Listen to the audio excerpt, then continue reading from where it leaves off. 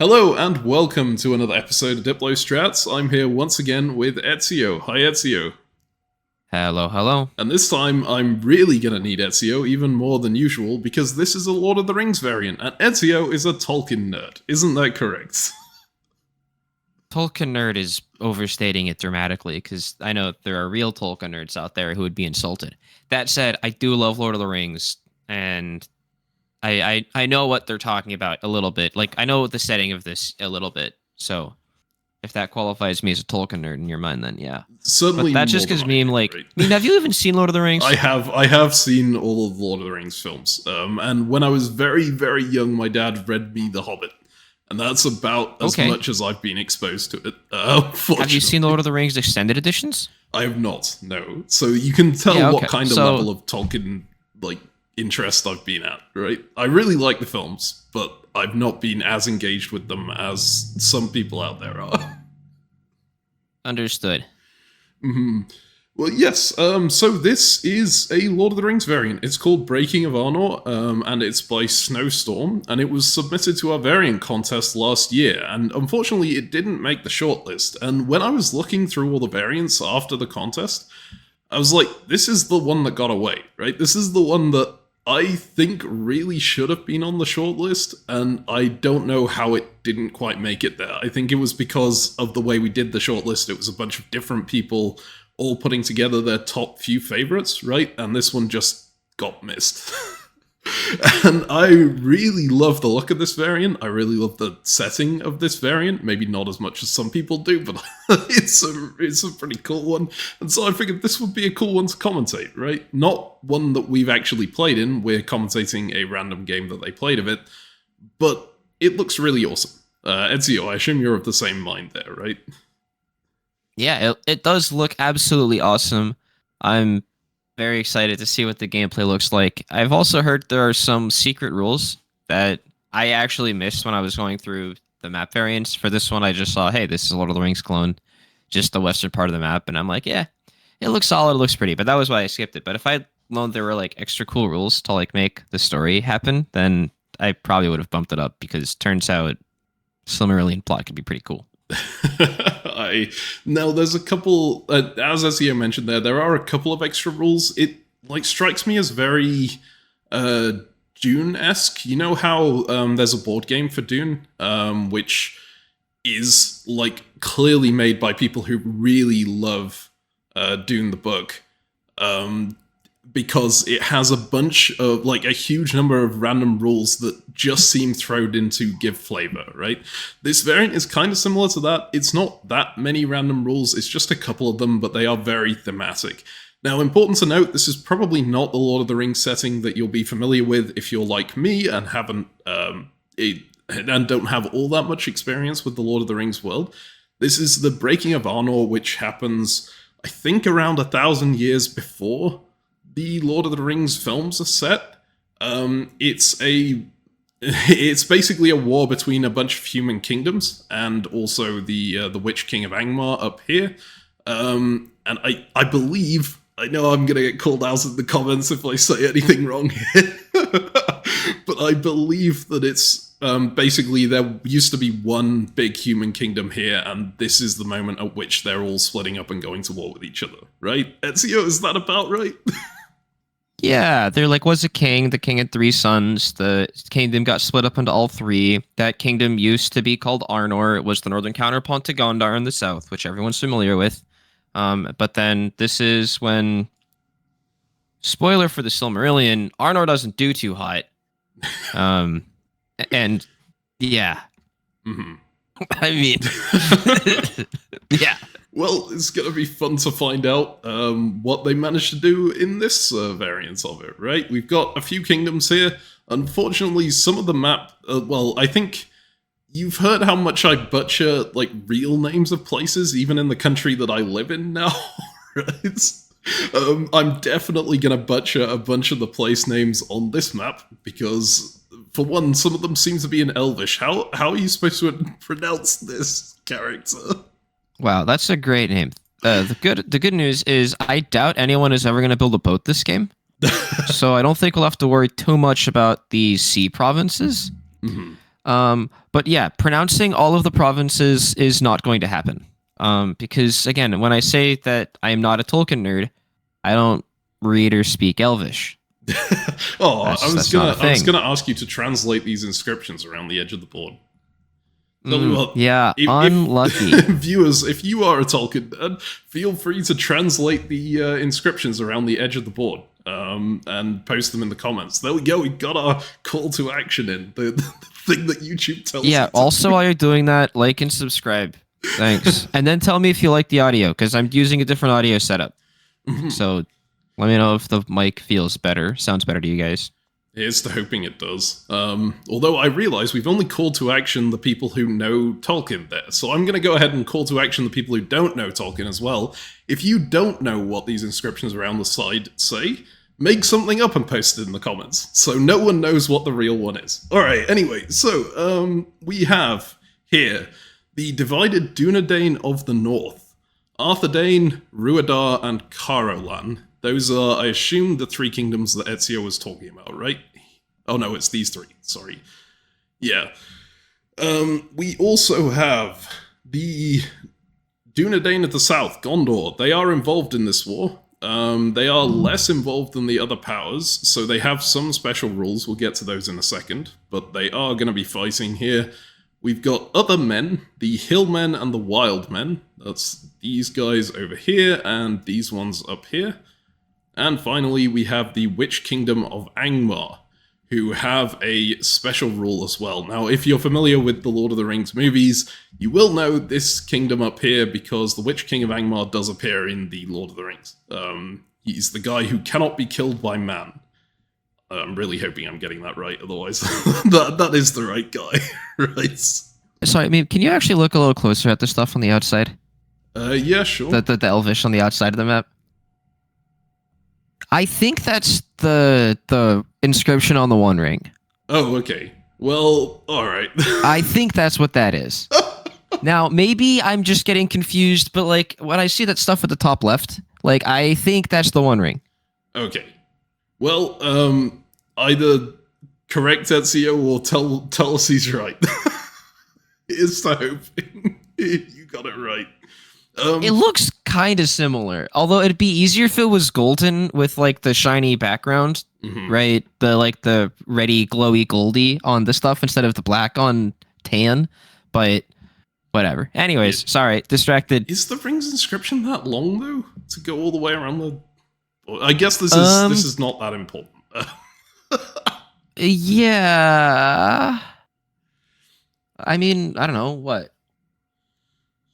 One ring to rule them all, one ring to find them, one ring to bring them all, and in the darkness bind them? I don't know how long that is in Elvish, but that's pretty long. Does it repeat at any point?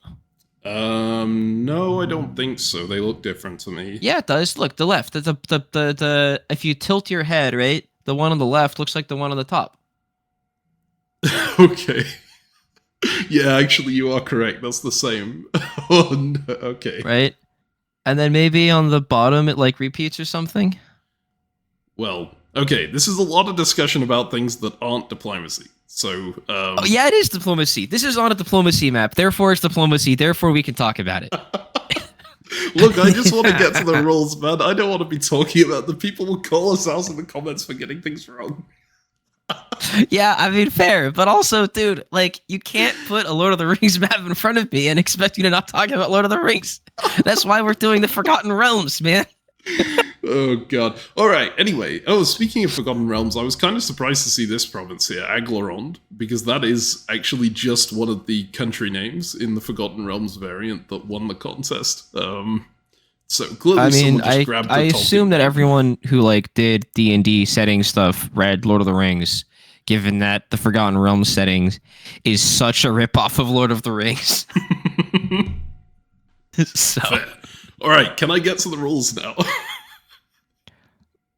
I mean, I guess if you want to, but like we could actually just start talking about the Lord of the Rings movies and not talk about the diplomacy map and then upload that on the content. Okay. And I think people would find it hilarious. Okay. I'm just saying, maybe Patreon content will do that. We'll just watch me giving CaptainMeme shit for his Lord of the Rings lack of fandom. Oh, God. All right. Anyway, you didn't answer my question up here. Is this the guy from the movie, the Witch King? Yeah, the Witch-King of Angmar. Yes. Yeah. He's the guy who can't be killed by man, right? That's the yes. So that's your link into the movies if you want one. Plus the fact that also like Gondor is a pretty good link to the movies. Mm-hmm. I assume it's very different at this point, but who knows? Yeah, it's gonna look very different. Like men were still like stronger, and they were more Numenorian bloodline-y at this point. Like they were more epic and awesome. Okay. A general theme in the Lord of the Rings universe: this stuff gets less awesome over time, which is pretty sad. Stuff gets less awesome over time, and they set the movies 3 millennia down the line.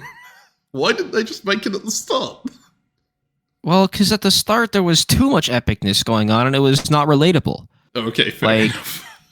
Because these humans are all like 7 feet tall and like absolute true badasses in a way that none of us can really understand. Like they would all make Aragorn look like a little wimp. Okay. I mean, maybe not Aragorn specifically, but he would be weaker and less good at killing orcs than all these people. Like I don't know, but Aragorn was. Anyways, point is, things were more epic back then, and now we have humans that we can relate to and stuff. Mm-hmm. But Witch King, yes, that the northern part is Angmar. That's they're in the story, like the biggest bad guy in the setting, and then my understanding of the setting is that Rhudaur and the 2 wild men work with the Witch King. Okay. Which is it would be interesting to see how close that follows this game. Then I don't know that that's something that you'd immediately want to do as Rhudaur. Like these wild men feel like they want to go this way. At least looking at them. Yeah, I mean, look, I'm assuming that everyone is going to stick to the lore as much as possible in this. And that if I was placed into Gondor in this, I would like look up their army movements that as much as I could in the thing, and I would move my units there. Even if there are no dots, even if there's nothing, I am here to roleplay. Okay. And so unfortunately, I think this would get the kingdoms of men, the good kingdoms of men, locked into a 3v4, which is not a good sign, I don't think. But who knows? Maybe the events will save them. Okay. Also, I realized I realized I was looking at Cardolan when I was thinking of Rhudaur. This is Rhudaur up here, right? So it's saying Cardolan is the green here, and Rhudaur is yes, the red. Cardolan is the green one in the middle. Right. That in that case, them like the red teaming up with the wild men makes a lot more sense. Because I was thinking you were meaning these two, and this one feels like it wants to go this way. The Rhudaur, I can definitely see these guys all crushing in on these. Alright, so special rules in this variant. First things first, first things first, the rules that aren't special at all, it does follow normal diplomacy rules for the most part. It's also not build anywhere, you can only build in your starting supply centers, right? Apart from these little triangle centers on the coast, which are harbors, and anyone can build there because people need to build fleets. I can't remember if it's anyone can build fleets there or if it's anyone can build any units there. Let me check that real quick. My assumption would be that anyone can build fleets there because it's a harbor, and harbors like can't make orc armies, right? But they can build boats. Yeah. That said, I think I mentioned this to me ahead of time, but I think it's unlikely we see many boats this game, given that these coastal province, like how much of the land of the map is land-based. And then if I look at the coastal provinces, I don't see many that are super important. Like most of them only border 1 or 2 provinces anyways. Yeah. It does give the ability to do some like fast convoys out from Gondor, but I think giving up the defensiveness and the ability to influence so many of the inland dots probably isn't worth that. Yeah. So I doubt we see any fleets get built, but maybe. Okay, I have just looked it up. Apparently anyone can build anything in these harbor provinces. So this is, it's not just fleets. You may see army builds coming out of here. The other important thing, this SC up here, Mithlond, is also a harbor, so it works in the same way. Anyone can build anything out of there. The difference is Mithlond is inhabited by elves, and the elves, while they're happy to work with the humans, they will never fall to the Witch-King of Angmar. So the Witch King can put an army in there or like get in there or anything. It won't be captured by the Witch King. It will just remain under the control of whoever controlled it beforehand. So Witch King can't go over here and take this one. I don't think that's going to have a huge amount of gameplay impact. Maybe it does. I don't know. But would they work with like the evil human? With like the wild men and Rhudaur? Well, apparently can they capture Mythland? They can capture Okay, it's Mythland, specifically the Witch King that can't capture it. Only the Witch King, indeed. So, very thematic, I suppose. I don't know whether the Witch King tried to take over the elves in history or not, but I assume the elves are much more resistant to... Like, we know from the movies as well that the elves are much more resistant to the ring. And from the current...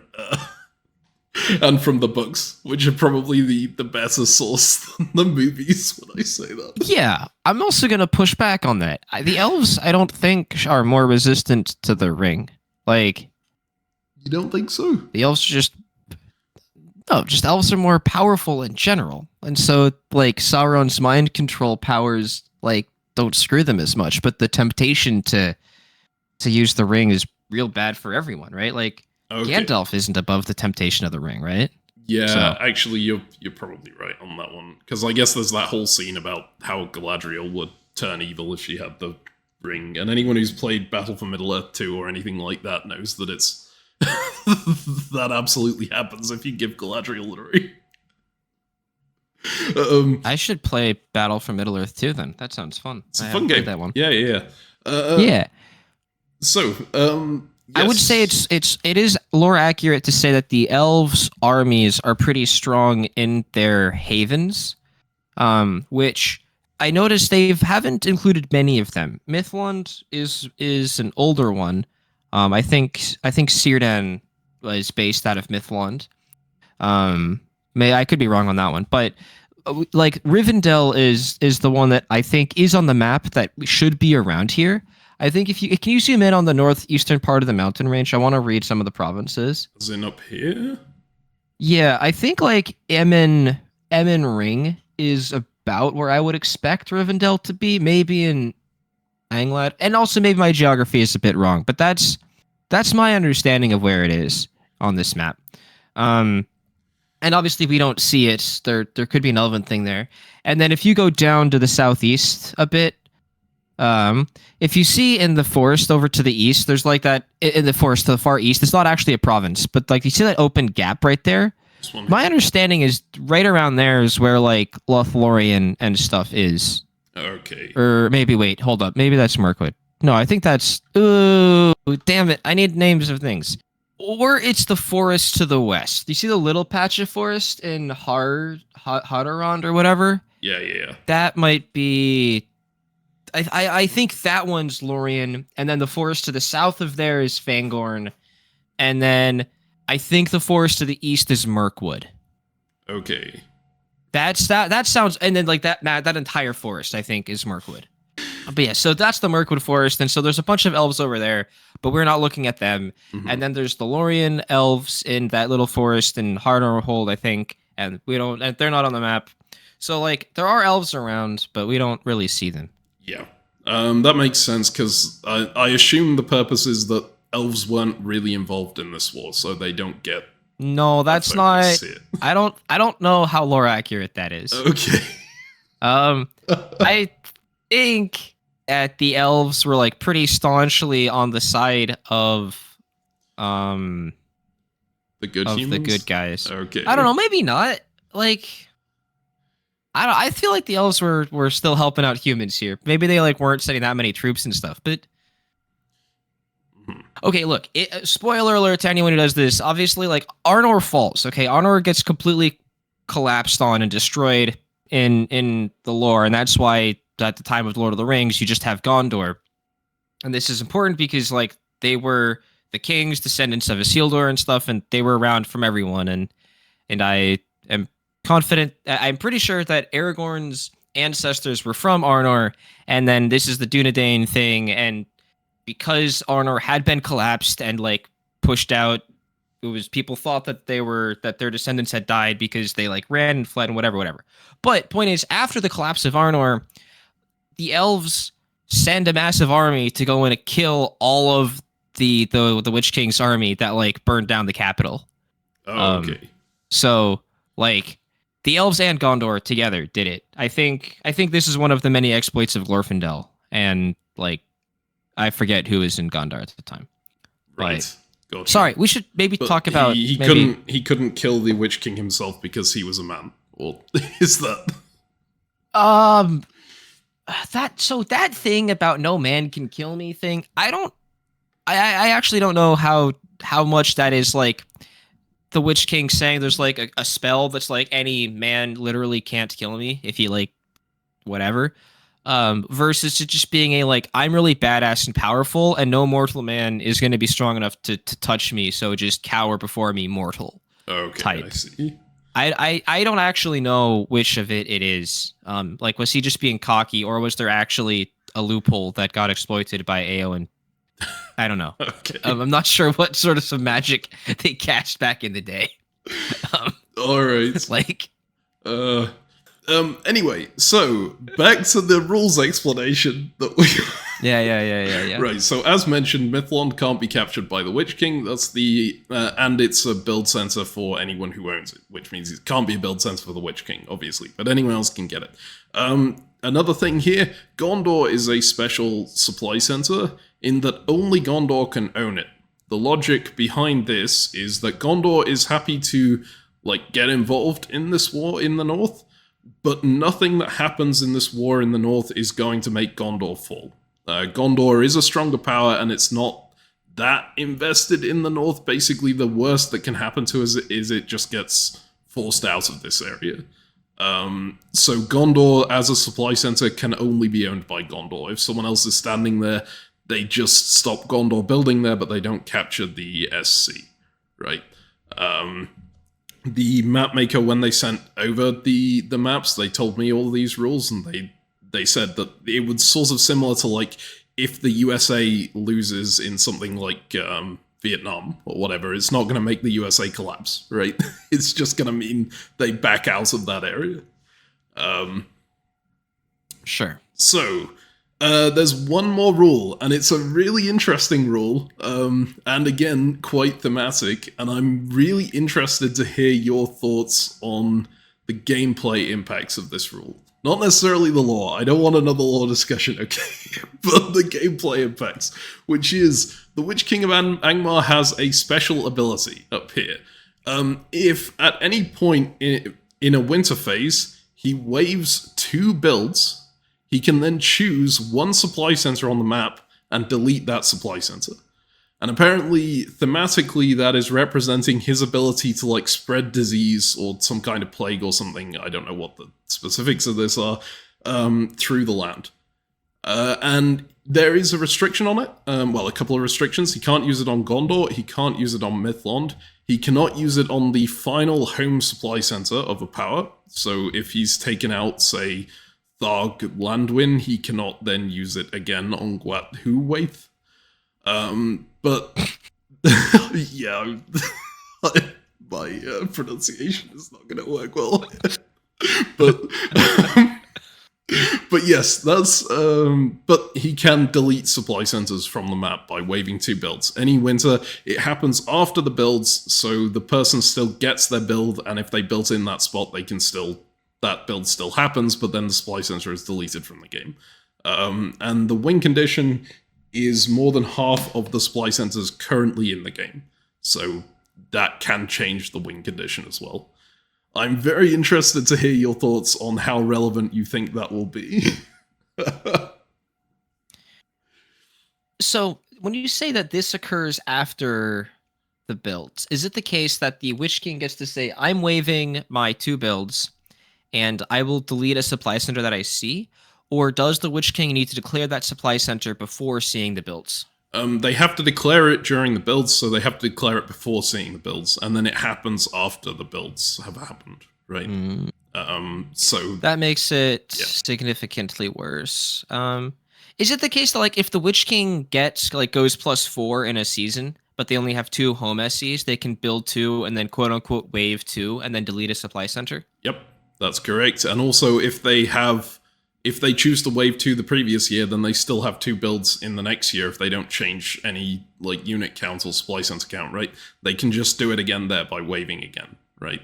Yeah, so they can just be basically 2 units down the whole game, but have this power of deleting a supply center from a hostile power. Yes. Yeah, I think that's very strong. I don't know if I would do it literally year 1, because I think that makes a huge enemy right off the bat. And I think you can like you can pester people. Like maybe I would actually play maybe I would be tempted to play with only 2 units in year 2 and just tell everyone, look, I'm going to be deleting. Maybe not. Because I imagine then your neighbors would probably just take you out if you were like being too belligerent about it. So I would probably play the first year as normal, take my stuff, build, but then in year 2 with my 4 units, really plan on getting 2 and then just playing 2 down, but deleting supply centers from your enemies. Like, yeah, I just it's a little tough, obviously, because if you're deleting supply centers, you're not taking those supply centers, right? But also if your enemy is really weak and you could just walk into stuff, I actually think it's relevant that Mythlond. Like, so the first instinct for me as the Witch-King is to just use this and just start crushing Arthedain with it. But that's probably just my lore getting in the way, because obviously Arthedain is the main rival. You wouldn't use it against these guys? I feel like the map positions the Witch-King to be like hostile to the Hillmen more than anyone. But the Hillmen worked with the Witch-King. They were like subservient to him, man. I'm not sure that'll be the case here. CaptainMeme, the lore. Okay, but yeah, as you mentioned, the first year thing, it is a huge difference between there is a huge difference between playing 2 down when you have 4 supply centers and playing 2 down when you have 6 supply centers. Like 2 extra units is massive. You're not going to conquer the world with 2 units on the board. So I think you're correct. Don't do it year 1. Save it until a bit later. Right? Yeah, probably. And I could see the argument for even getting up to 6 before you start using it, but yeah, that is all of the special rules. So I'm going to do a quick recap here for anyone who has looked at the timestamps and gone, how do I skip these 2 nerds talking about, well, 1 nerd and 1 person who doesn't know very much, talking about the Tolkien universe. The special rules of this variant: the Witch-King cannot own Mythlons. If he has a unit there, it will just remain under the control of the person who was previously there. No one can take Gondor. If anyone puts a unit there, it will remain under Gondor's control regardless. Anyone can build in the 3 harbour SCs, Mythlond, Minhirath, and Londair. And the Witch-King can blow up a supply center on the map during the build phase by waving 2 builds. Right, now, are we ready to get into the actual game? Or is there anything more? Yeah, let's see some moves. Okay. Obviously, I want to talk about Lord of the Rings for hours, but let's look at some moves. Alright. Well, here's our initial moves. Anything... Oh my god, wait, the arrows are red if they succeed? Yes. Okay. I will say this is all hand adjudicated, so by the creator of the variant, no less. So thank you for doing that and for sending us all the maps as well. But yeah, they won't be quite the same as like Imperial Diplomacy or something that you've seen like that. These are all hand drawn. Yeah, these. That's sick. And also, I mentioned this to Ezio before we recorded this. He is going to be thrilled at this because they also sent us the WebDip version of the moves map, which is where you have the moves on the board and the units at the resulting positions instead of at the start, right? It's the version that Web Diplomacy uses. It's the version Ezio much prefers, but no other site uses it. So we basically and honestly, I just forgot that WebDip did the red coloring for unit moving. I think it's because it's been a minute. Yeah, I think it's because it's been a minute since I played on WebDip. Has maybe they don't have red. I don't. It's also been a long time, and also that's the old interface for WebDip, right? That we're talking about there. It's showing our age here. But yeah, it's the red arrows, and then if you look up at the moves up in the north, you'll see the Witch King did a self bounce in someplace, and then you can see there's a little bit of a line through the moves to show that they failed. I think in WebDip it was a full-on X on the arrows themselves, and they didn't put the X in the province to show that there's been a bounce. I kind of like the X to say, hey, there was a self-bounce here, so nothing got in. Yeah, these are actually X's too, but Ezio is looking at it through... Great. Oh, sorry. Yeah, the one... through a mobile hotspot stream, so... Yeah. Yeah, the quality's a little low, and also just the angle, like the line is going so perfectly northwest to southeast that it just lined over one of the X's. Yes. Okay. But yeah, so we can start looking at the map, eh? Do you want to do it on the WebDip style or on the style everyone else will be more familiar with? I mean, it makes it so much easier for me to like this map. Instantly, just everything makes sense to me, right? Mm-hmm. Like because I just mean that one makes sense to you. You mean? Yeah, this it just looks good, right? It's just like, yes, this is where the units are, so we know their final position, and we see we see how they got there. It makes so much sense. And then the other one, you're like, wait, so where is everything actually? What happened? What does the map look like? It makes analyzing the next turn so much slower.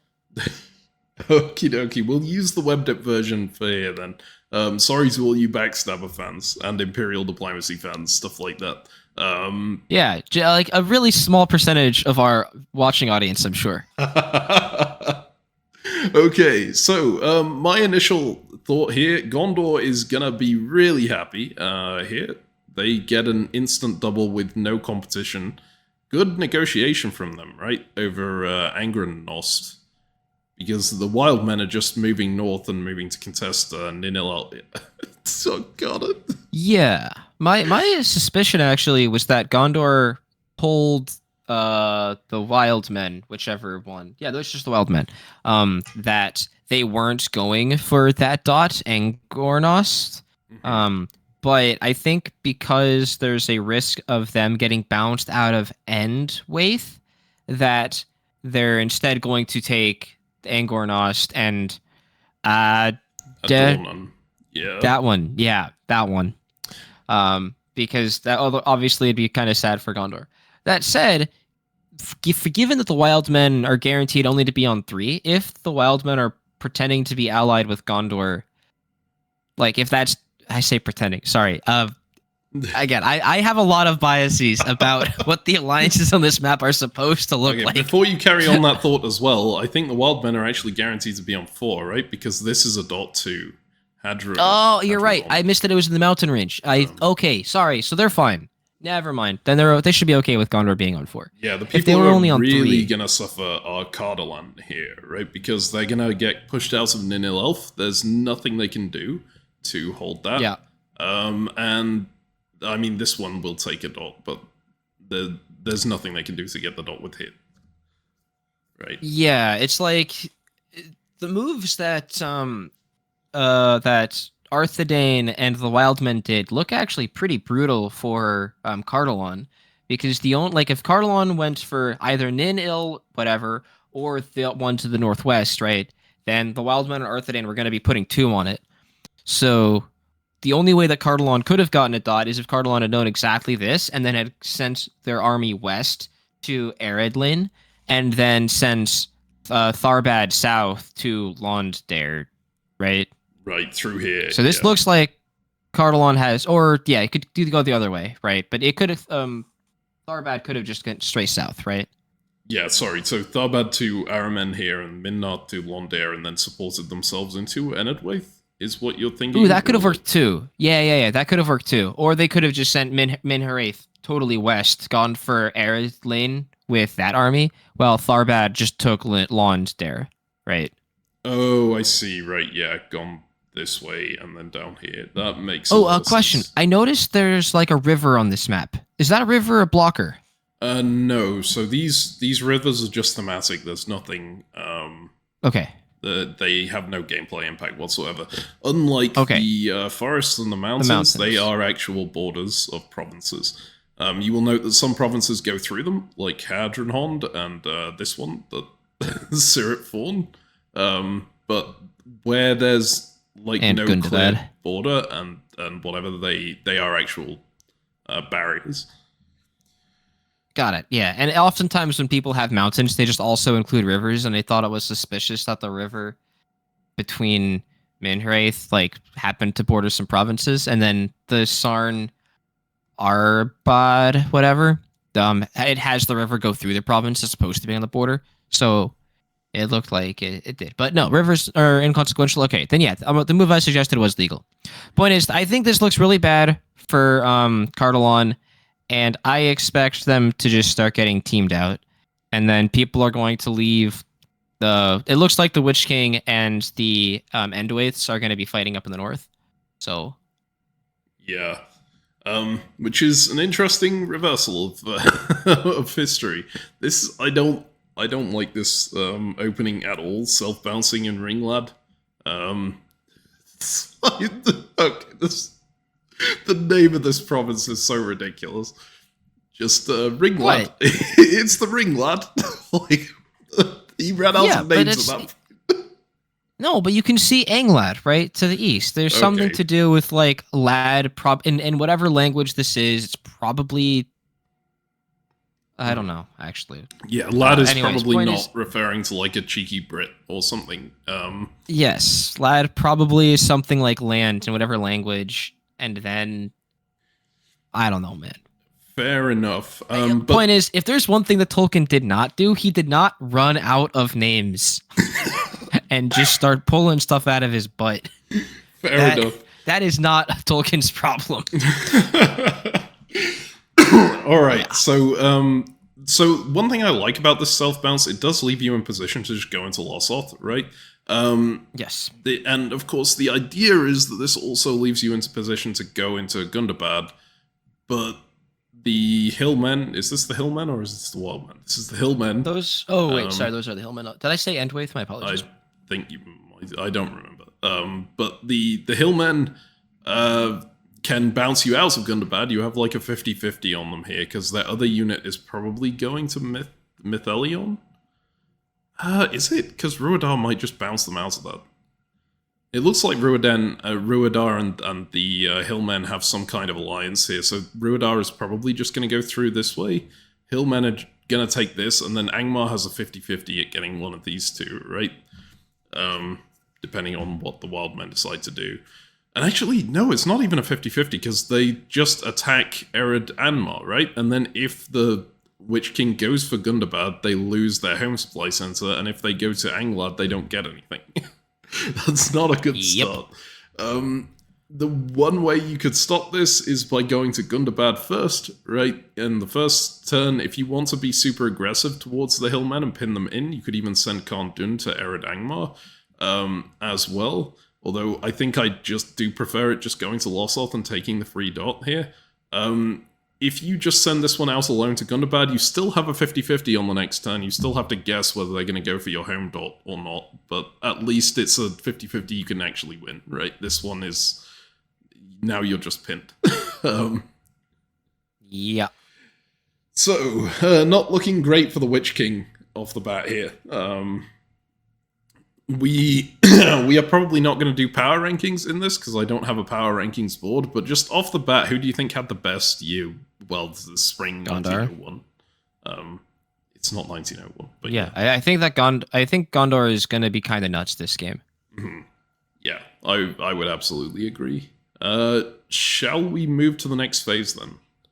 Yeah, let's do it. All right, well, clean map up here. Doesn't change the board because we're using WebDip mode, right? Right? It's so good. You don't need these clean maps anymore. Anyways. All right, so here are the next moves.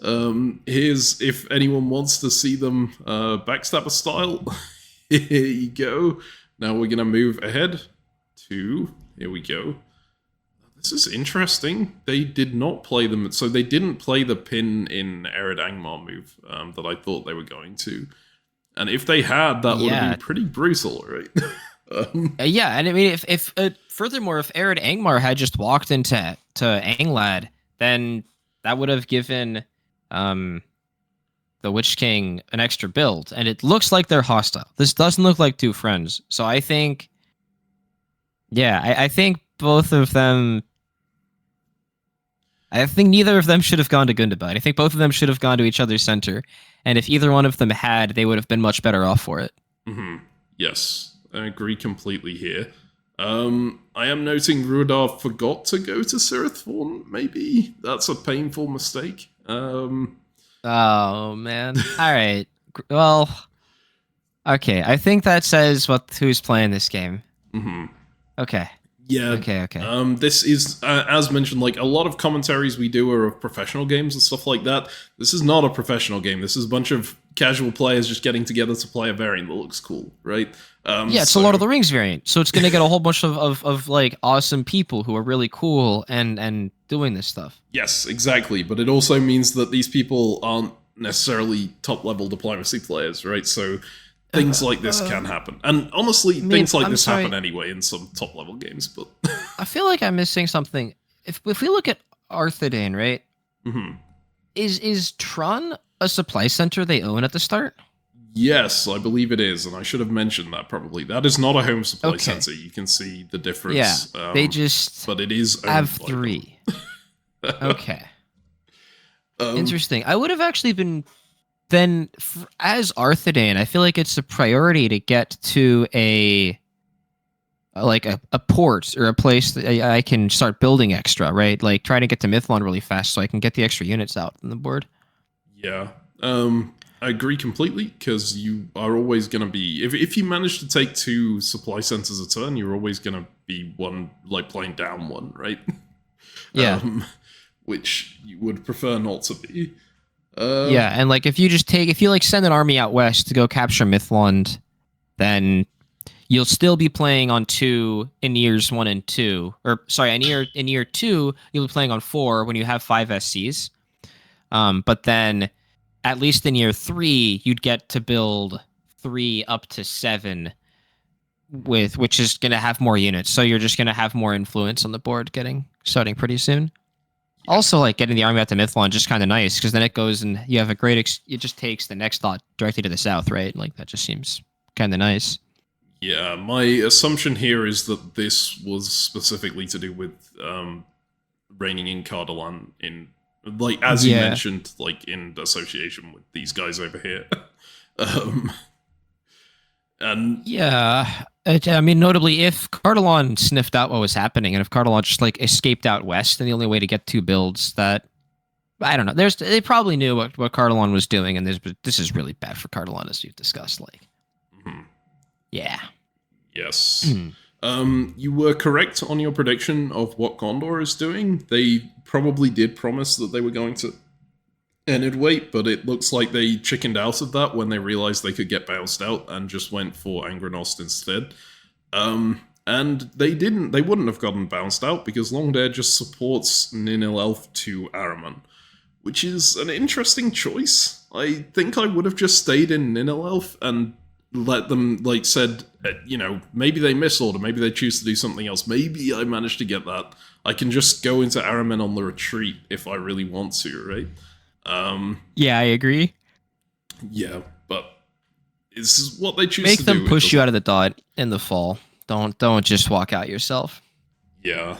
Ultimately, it doesn't make a difference here, right? Because they pushed in anyway. But yeah, that's and Araman is a nice place to be in that it's adjacent to 3 enemy supply centers, so you might be able to slip into one, but they are going to be building 2 here, which is going to be a bit problematic. I think the Cardolan's best hope at this point is to get Gondor on side and try and take out, oh god, Guathuwaith. Guathuwaith. Yeah, I'm not even going to try. Anything else you want to mention on this board? Just that this is a pretty brutal 0-1, right? We have 7 powers on the board, and I think we see 3 of them are only +1, so 3 of them failed to double. Yes. So I just assume it's going to be really, really bad for all of them. I would not be surprised. if that was the case. I am also realizing now, looking at the map, there is actually no marker of what year it is, unless I'm missing something. So we will just have to keep track of that as we go along, or just forget it. But, I'm really hoping that if you ever have a 1,000-year game of this legend changes to 3rd millennium once you hit 1,000 years. Anyway, so that is pretty much it for this phase. Let's go through to the builds. Alright, so here we have the build phase. I mean... It's got the stars.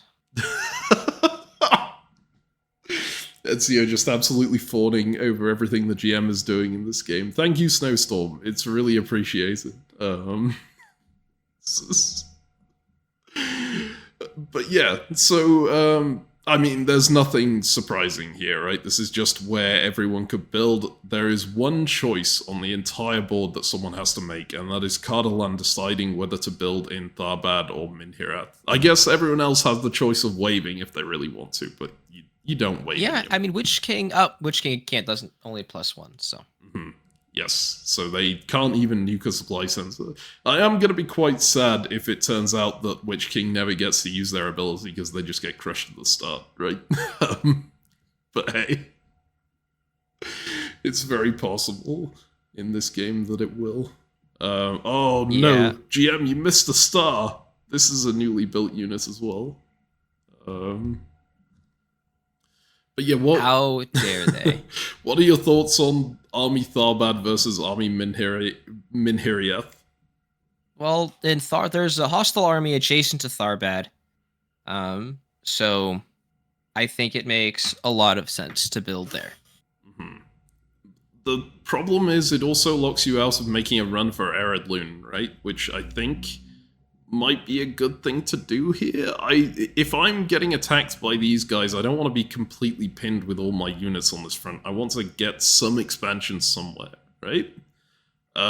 So I'd be tempted to build Minhirath, and if I really want to send things against this guy, I would move Londair up to Tharbad on the next turn and try and attack them with Gondor with these two units, right? But try and get the extra dot here while I can. Yeah, that makes a lot of sense, right? Like, I think the West... And then maybe if you get out of the way, you can let Gondor and the Wildmen fight. Yes. Of course, this does completely ignore the growing problem of Arthedain, but they would never attack you. They're the good guys, right? It's fine. Yeah, you both are, like, the good kingdoms of men, the good descendants of Arnor, so, yeah. Okay.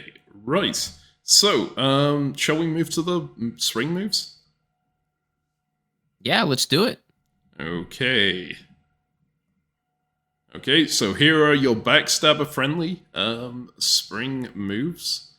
You can go ahead and take a look at all this if you want to. We are now going to move to the web dip version with the armies where they would result on the board. Web dip, isn't it so much easier? You can just see the moves. And again, it's not like you're just looking at the clean map. Because in the clean map, it can be really difficult to know how units got there. Like, what's the flow of the map? Because in here, like, here's the map, and you can see the momentum that the units have. Like, here's where they're getting into the spot. It's great. So good. I think this, like, the backstabber version is a bit more intuitive for a new player, solely because you see, okay, this is the unit, this is what it's doing, right? Whereas on the webdip version, you have to look at this and go, okay, I guess this was this unit. I guess this one must have been here because it can't have been here originally, right? And then you trace things back a little bit. But I think I do actually also prefer the webdip version because you get to just see what the resulting position is as well.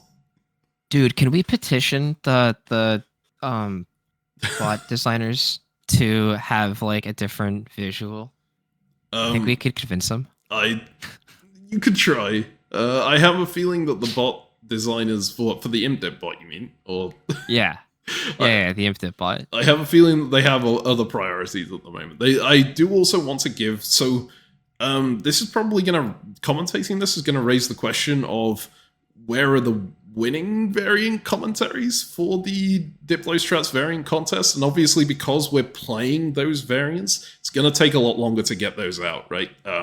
Ezio is currently playing in the Forgotten Realms one, 1651 is being set up, the Solar Diplomacy one will be at some point in the future, but they will be a little bit further down the line. This one, because we don't need to play in it, we can just grab a game that's already happened, commentate it. So that's why we're doing that here. And the reason why I brought that up is the reason we can play Forgotten Realms and have so many people playing the Forgotten Realms variant that won the contest is because of the awesome bot developers, especially AA Hufdun, thank you very much, who programmed that into the Imperial Diplomacy bot for us. So huge shout out to him, but also he's just done all that work. I'm not going to then go and ask him, hey, can you put the entire web dip version of the orders into the bot as well? Oh, especially when I assume setting up the web dip orders is going to be much more work. Probably, than yes. just like changing the map. I think it's designed in such a way that getting new maps in there is relatively straightforward. Mm-hmm. But like, yeah, changing the entire UI for everything is probably a huge pain in the ass. I also think that this version is probably preferred to people who like played a lot on WebDip, but it's probably not preferred by the majority of people. So it's okay for a one-off commentary here, but we're not going to stick with it because. But as I'm coming back to it, I'm remembering my childhood, CaptainMeme. Don't you understand? I am. Anyways, you gotta say goodbye to that childhood. I'm very sorry. All right.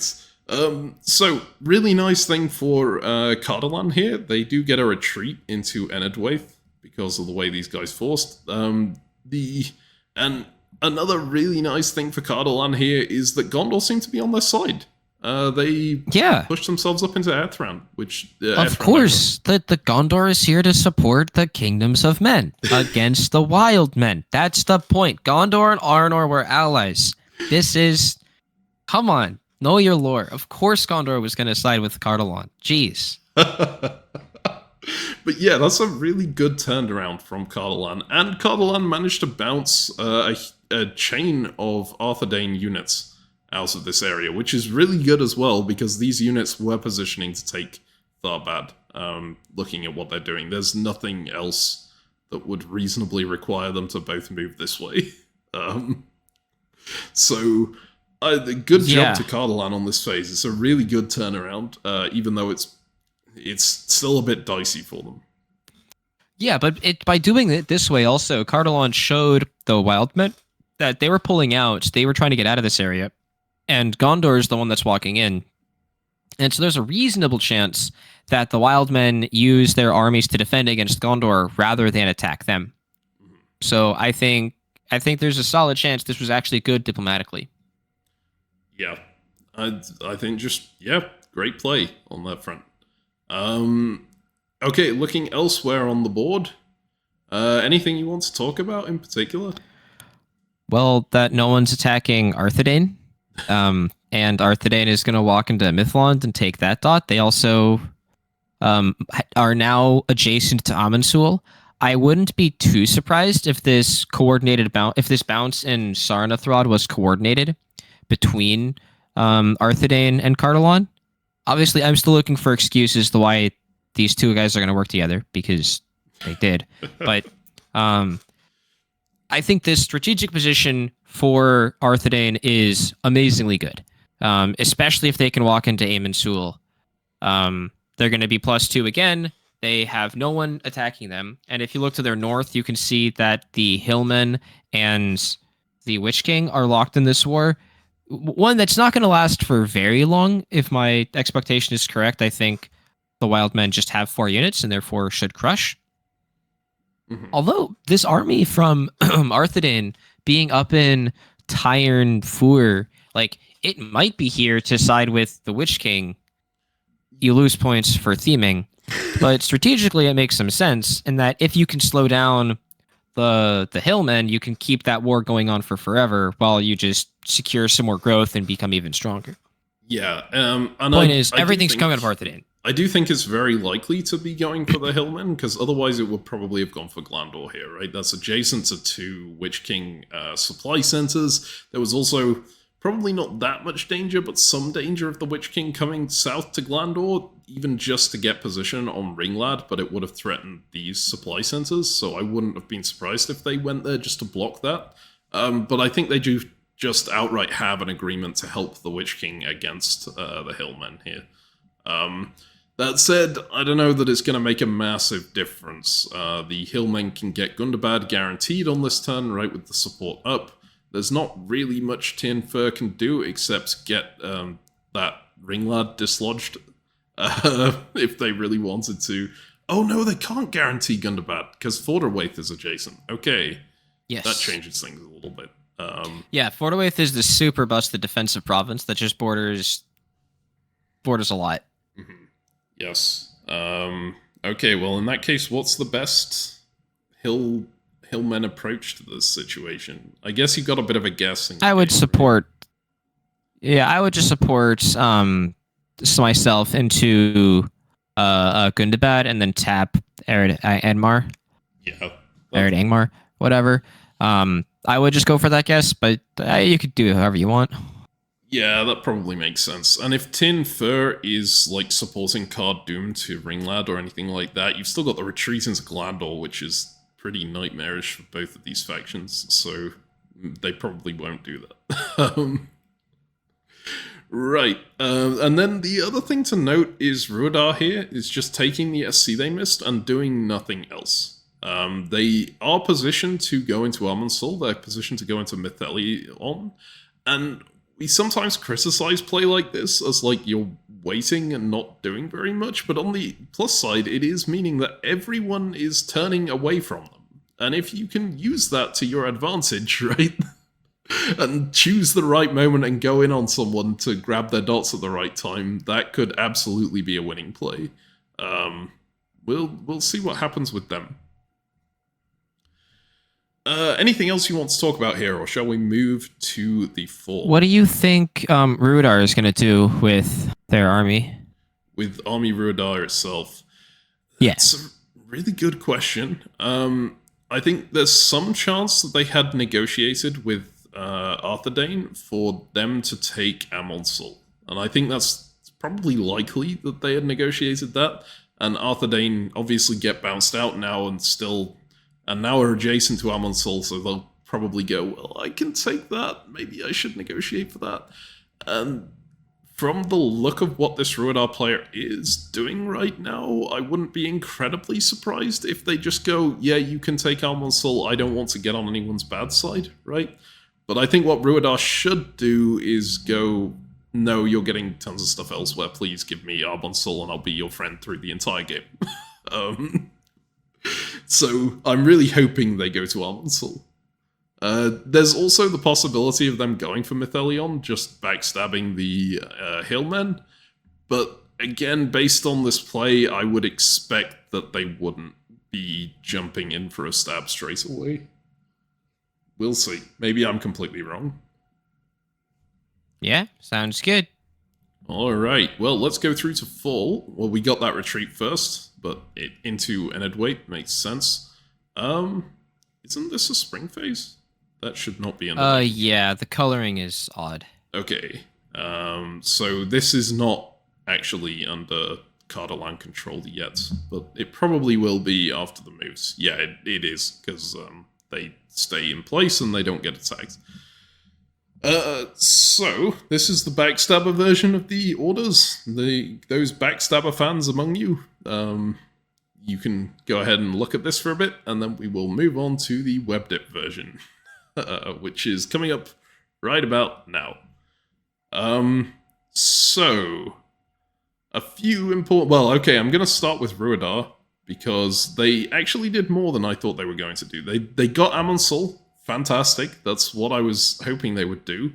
And they also maneuver everything back, which is really good, I think. Except for the fact that but they went +2, right? Except They're for covering the fact Rhudaur now? Went +2, yeah. If Sirith Fawn had gone to Arthred Brunan or Emrin Ring, well, I guess it couldn't have gone up here because this was occupied. then this would have been fantastic, right? Repositioning on this front. If you think that Fordred Rim is completely fine, if you think that Gondor is going for these guys, which is probably going to be the case, given what they've been doing, then repositioning on this side of the impassable zones is a really good play. But they've blocked one of their builds, is the only issue here. So, yeah, okay, maybe not quite as good as I thought it was, but I like the activity of getting back on the front line here and being ready to go in on somebody. Yeah, I think it's a solid year, and notably, their move down south would probably have pissed off the Wildmen. That said, I don't think the Wildmen can really do anything against them. Mm-hmm. So I think it was okay to piss them off. But either way, I think this is still fine. Like, fundamentally, they don't really have any enemies right now. And so as long as they can keep that going, they're going to be in good shape. And I mean, honestly, they've got kind of a nice stab set up against the Wildmen if they want to take it. Yeah, but that wouldn't be thematic. That's true. That is true. But it looks to me like Arthedain is going to go and attack Cardolan, and we've already got the Hillmen fighting the Witch-King and actually just slapping the Witch-King around, ripping him a new one. I think we'll get to that in a second. Yes. So, oof. Well, let's talk about Point is, we're ahistorical. Yes. So you can do whatever you want now. Okay, let's talk about this area down here first, I guess, because you can see that Cardolan is on Gondor's side. This support hold doesn't really do anything if Gondor is moving in. Problem is, Cardolan doesn't tap Ahriman for Gondor, which they could have quite easily done with Enedwaith, right? And helped Gondor get into Gwathwywaith. This support hold, I absolutely understand. They need to do that, because they had two Wildmen units on this side. They also had the Arthedain unit on this side. It's all potentially worrying, right? But this one down here could have done a tap. I do understand it, though, because if Ahriman had done something like back out into the Landwin, you don't get an Edwaith, and that would be a problem. Yeah, also, I think that Cardolan is trying to negotiate with the Wildmen to say, hey, I need to survive against Arthedain. Leave me alone. I'm not going to mess with you. I think from a balance of power perspective, you actually might want the Wildmen to stall out against Gondor for a bit. Mm-hmm. Also, am I going crazy, or does Gondor only have 3 units on the board? Gondor does only have 3 units on the board. Where did their other unit Does Gondor only have 1 home supply center? Oh, they do. Wait, where did the I swear they built a new unit here, right? Like, that's... Did it just... Okay, yeah, so go ahead then. What are we missing? Oh, I see. Okay, yeah, they do only have 1 home supply center. It looks like the GM put the new build on Calantorn and then forgetting that it's not a home supply center and then deleted it after that. Okay, so Aroni said that Gondor had the best start. It's much harder, right, for them if they don't have those build spots. And also, I think actually that means that Gondor is much more incentivized to go for Cardolan, which is a little bit ahistorical here, right? Yeah, to grab that port, because they really would like a second spot to build. Exactly, yes. Well, we will see what Gondor can make of that. Well spotted that they only have 3 units on the board. I should probably have picked up on that. Alright. So, anything more to say here, or shall we move to this situation up in the north? I think we can just point out that Arthedain did take Mithlond here, and because they had that extra dot to start with, now they're going up to... Even though they only gained 1 center this year, they gave Amonsul to Rhudaur, which I hopefully will make them as a friend from Arthedain's perspective. And then Arthedain is still building too, and then still has a pocket dot in Ered Luin, and presumably is going to build and exert ridiculous pressure on Cardolan from the west. That said, Cardolan is building, right? They got +1, so they're probably going to put something down in Minhwaith, and we'll see what the defense looks like. It does mean that when I thought that there was like a coordinated bounce last phase, I think that is not even a little bit true. Yeah. Yeah, I was fairly certain that was an attempted attack, to be honest. The Arpad just had too many important other things to do to be coordinating a bounce, right? But yeah, this up here is where things might get confusing if you don't know the WebDip format. But just to explain for here, the Witch-King unit has successfully moved to Gundabad from Ered Angmar. Who are these guys again? The Hillmen unit has successfully moved. The Ringlad has moved from from Ringlad into Ered Angmar successfully with support and bounced out Cardolan while doing so. And that's basically everything that happens here. You'll see this unit also attempted to get into Gundabad but was unsuccessful. So really good turn for the Hillmen there, managing to snipe Ered Angmar off the Witch-King, but Witch-King did get Gundabad, so they're not negative at all. They still keep these 3 units on the board, and they've got Lossoth over here and reserve the supply center, which means they can just like try and surround the Hillmen with what they've got here, as long as these guys don't come in on them. It provides an interesting question of who is good and who is evil in this world, right? Because in this version of the fiction, because the Hillmen instantly went to attack the Witch King, who we can say is canonically evil. Like, this is the big bad evil guy, right? Which means surely... Okay, I mean, I just need to point out, the Witch King, like, not big bad evil guy, right? There's still Sauron, who's the Witch King's boss. Okay, right? So small bad evil guy, but he's still evil guy. Is the fact that Sauron is his boss. Very evil guy. I mean, he was corrupted, but he's on the side of the bad guys, so very much so. Yeah. So, assuming that we're saying that he is definitely the bad guy, I think we're saying that the corrupted power in this universe is Arthedain, right? Because they went and attacked the people who are attacking the Witch King. They've come to the Witch King's aid. They've gone to attack the other human faction at the same time, right?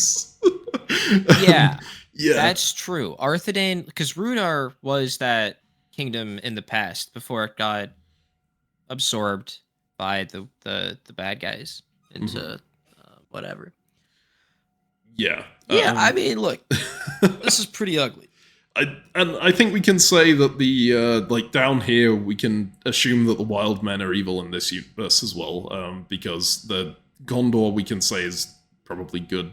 Like, the fact that these guys are holding out against the people who are allied to the Witch King means that they're good. So this coalition is the good guys, and they're killing off the wild men. But up here is the main. So really, we're just going back. Based on, if we know that the Witch King is evil, then and Gondor is good, then we can figure it out from there. Yeah. It's going to be awkward for us if Gondor and the Witch King ever work together, because our 2 axes of morality for this board are going to be thrown out. But we'll see. Yeah. I think I would say that your allegiance or unallegiance with the Witch King is what determines whether you're evil or not in this, more than Gondor. So that's okay. So if Gondor starts working with the Witch King, then Gondor is evil, yes. Oof, problematic. All right. Anything else you want to say about this board, or shall we move on? I want to see some builds. All right, let's go through to builds. Here we go. So Gondor get that extra unit on the board. Despite not having taken anything this turn, they still had the one in reserve from Calandon. So finally on 4. Minhirath, it's not a fleet. I mean, that's fair, right? You don't really need a fleet at this point. Yes, I think any fleet builds would be likely a mistake. Yeah, and every other build here is just forced. Nenuinal, Fornos, Terrigared, Nath, they're all just building in the locations where the power can build. And the only problem here, Rhudaur, not having Rhudaur open for that extra build. But hopefully they can get it down in the future. Anything else you want to say with regard to this? Yeah, sounds good to me. Okay. Alright, guys, the builds are relatively straightforward, I mean. Yes. Alright, let's go through to see the spring moves then. Here's the backstabber version. The variant creator and the person who ran the variant, they did say to me that there will be points where the supports might not be entirely obvious what is happening if they weren't taken, because they couldn't figure out a way to like draw them where it would show exactly what happens. I think the general thing that people do now is put like a semi-transparent arrow along the path that would have been taken that they were trying to support. So maybe that's a thing to do for future, but it's totally fine. We can probably figure it out from context, and here we absolutely can. We can say these units from Arthedain were trying to support Ninil Elf to Tharbad, but Ninil Elf did not take that support, right? It bounced Gondor out of Hadronond instead. Yeah. So, Ezio. Where did Gondor go? Okay. Dude, these this is rough for Gondor, man. Gondor comes to the aid of Cardolan and pressures the Wildmen to save it. But then Cardolan pieces out with the Wildmen and then flips onto their savior, Gondor. Gondor or whatever. Oh, no. Oh, dear. Alright, wait, does this make Cardolan evil as well? This is... But they're the good Only if we... guys, I mean, right? we don't know if the Wildmen in the south are evil, right? Mm-hmm. Because... currently, like we accept that the Witch-King is evil, right? That needs to be our axis. Then Arthedain is working with the Witch-King. So Arthedain is evil, right? Mm-hmm. Therefore, Cardolan is good by virtue of fighting Arthedain. Yes. Therefore, the Wildmen are good by virtue of working with Cardolan. Mm-hmm. Therefore, Gondor is evil by virtue of fighting the Wildmen. That said, Gondor was trying to work with Cardolan as well, so perhaps Gondor is also good, but... Well, yeah. They got stabbed by a good guy, so that's tough. Turns out things aren't quite as black and white as they make it out to be in the fiction. Yeah, sometimes. diplomacy is a little more complicated than just the Lord of the Rings. Unlucky. Yeah. So this is the backstabber style of the board. I'm going to move ahead to the web dip style here. So these are the results of the moves. And it's an interesting one. I mean, poor Gondor having enemy units in Calenton and Adornan, but at the same time, they do manage to get Gwath-Thuiwaith off of the... Yeah, but that doesn't matter, dude. They're completely surrounded. Mm-hmm. Right, I haven't fully looked at the tactics, but I'm assuming they're going to lose that, and I'm assuming they're going to lose, like, there's so many hostile units in all their spots. Yeah. Although, maybe there's a chance they can find a way to peace out with the Wildmen, like, support the Wildmen from Kaelendhorn into... No, it doesn't even border. No, they've got... Oh my god. They've got... like a line between these factions. That's a really rough position to try and piece out someone from. Yeah, and again, they're in a home supply center of the Wildmen. Yeah, I think that Cardolan was really rude. Yep. Yeah, but it's worked out all right for Cardolan. They've turned a pretty terrible position into something actually workable, especially piecing out and stopping this unit from going into Tharbad is huge, right?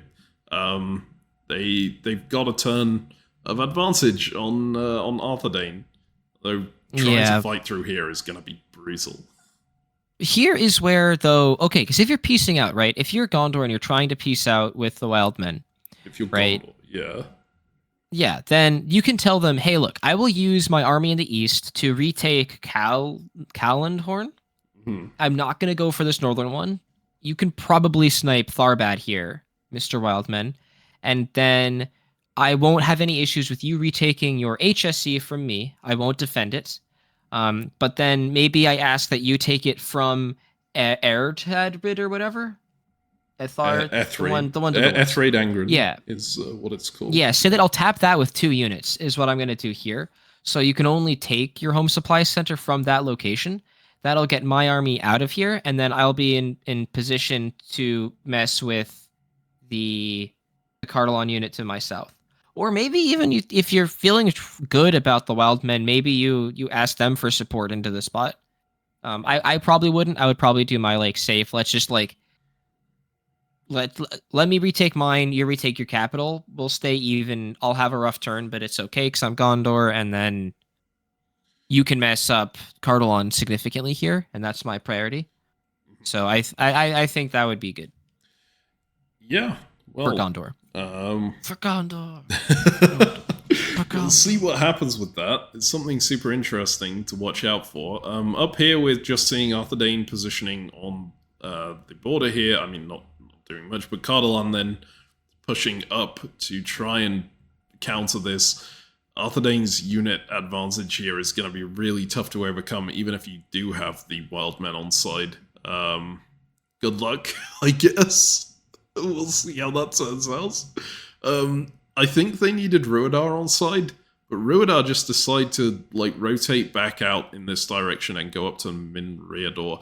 I think this is probably to help the hillmen defend. Looking at the rest of the orders here, I don't think they're intending to attack the hillmen.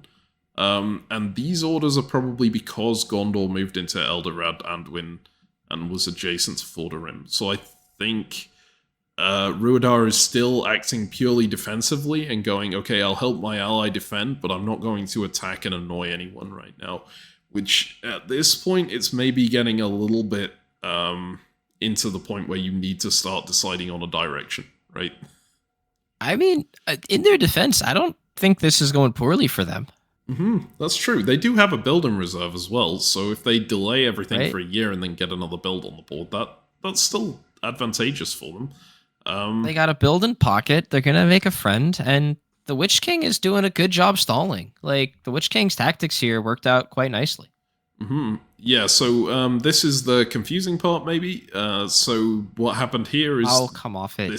Look at the other one. Look at the other moves and see if you think that's less confusing, right? The backstab in the previous... Yeah, you can't see the results. Just the backstab moves. I think right? it's just what you're used to, right? Yeah, so what happens here, right? Like, you don't know what actually happened. You don't know where the units are. Right? You just have to look at this map and somehow like figure out that, yeah, Gundabad tapped Angbad, and then that supported that up, and like, okay, cool. But then you don't actually know where the things are. And then you go to the next one if you see that the web dip map. Right? You're just like instantly, oh, here's where the units are. And then if you can figure out why they got there, you can see, oh yeah, Gundabad tapped Anglad, and then that unit was supported into East Angmar. It came from Karn. I can't say the province names or whatever. But like, it's so much faster, so much easier, much better. Obviously, clearly, everyone who thinks differently is wrong. Great. So basically, just everyone shifts along on this top line, right? Hillmen get into Gundabad. Witch-King gets into Angmar. This unit is going to get to retreat into either Mithlane or Rimdath. There's also a possibility for him to just take it off the board and try and get a rebuilding condom, but given that it's spring, that would be risky.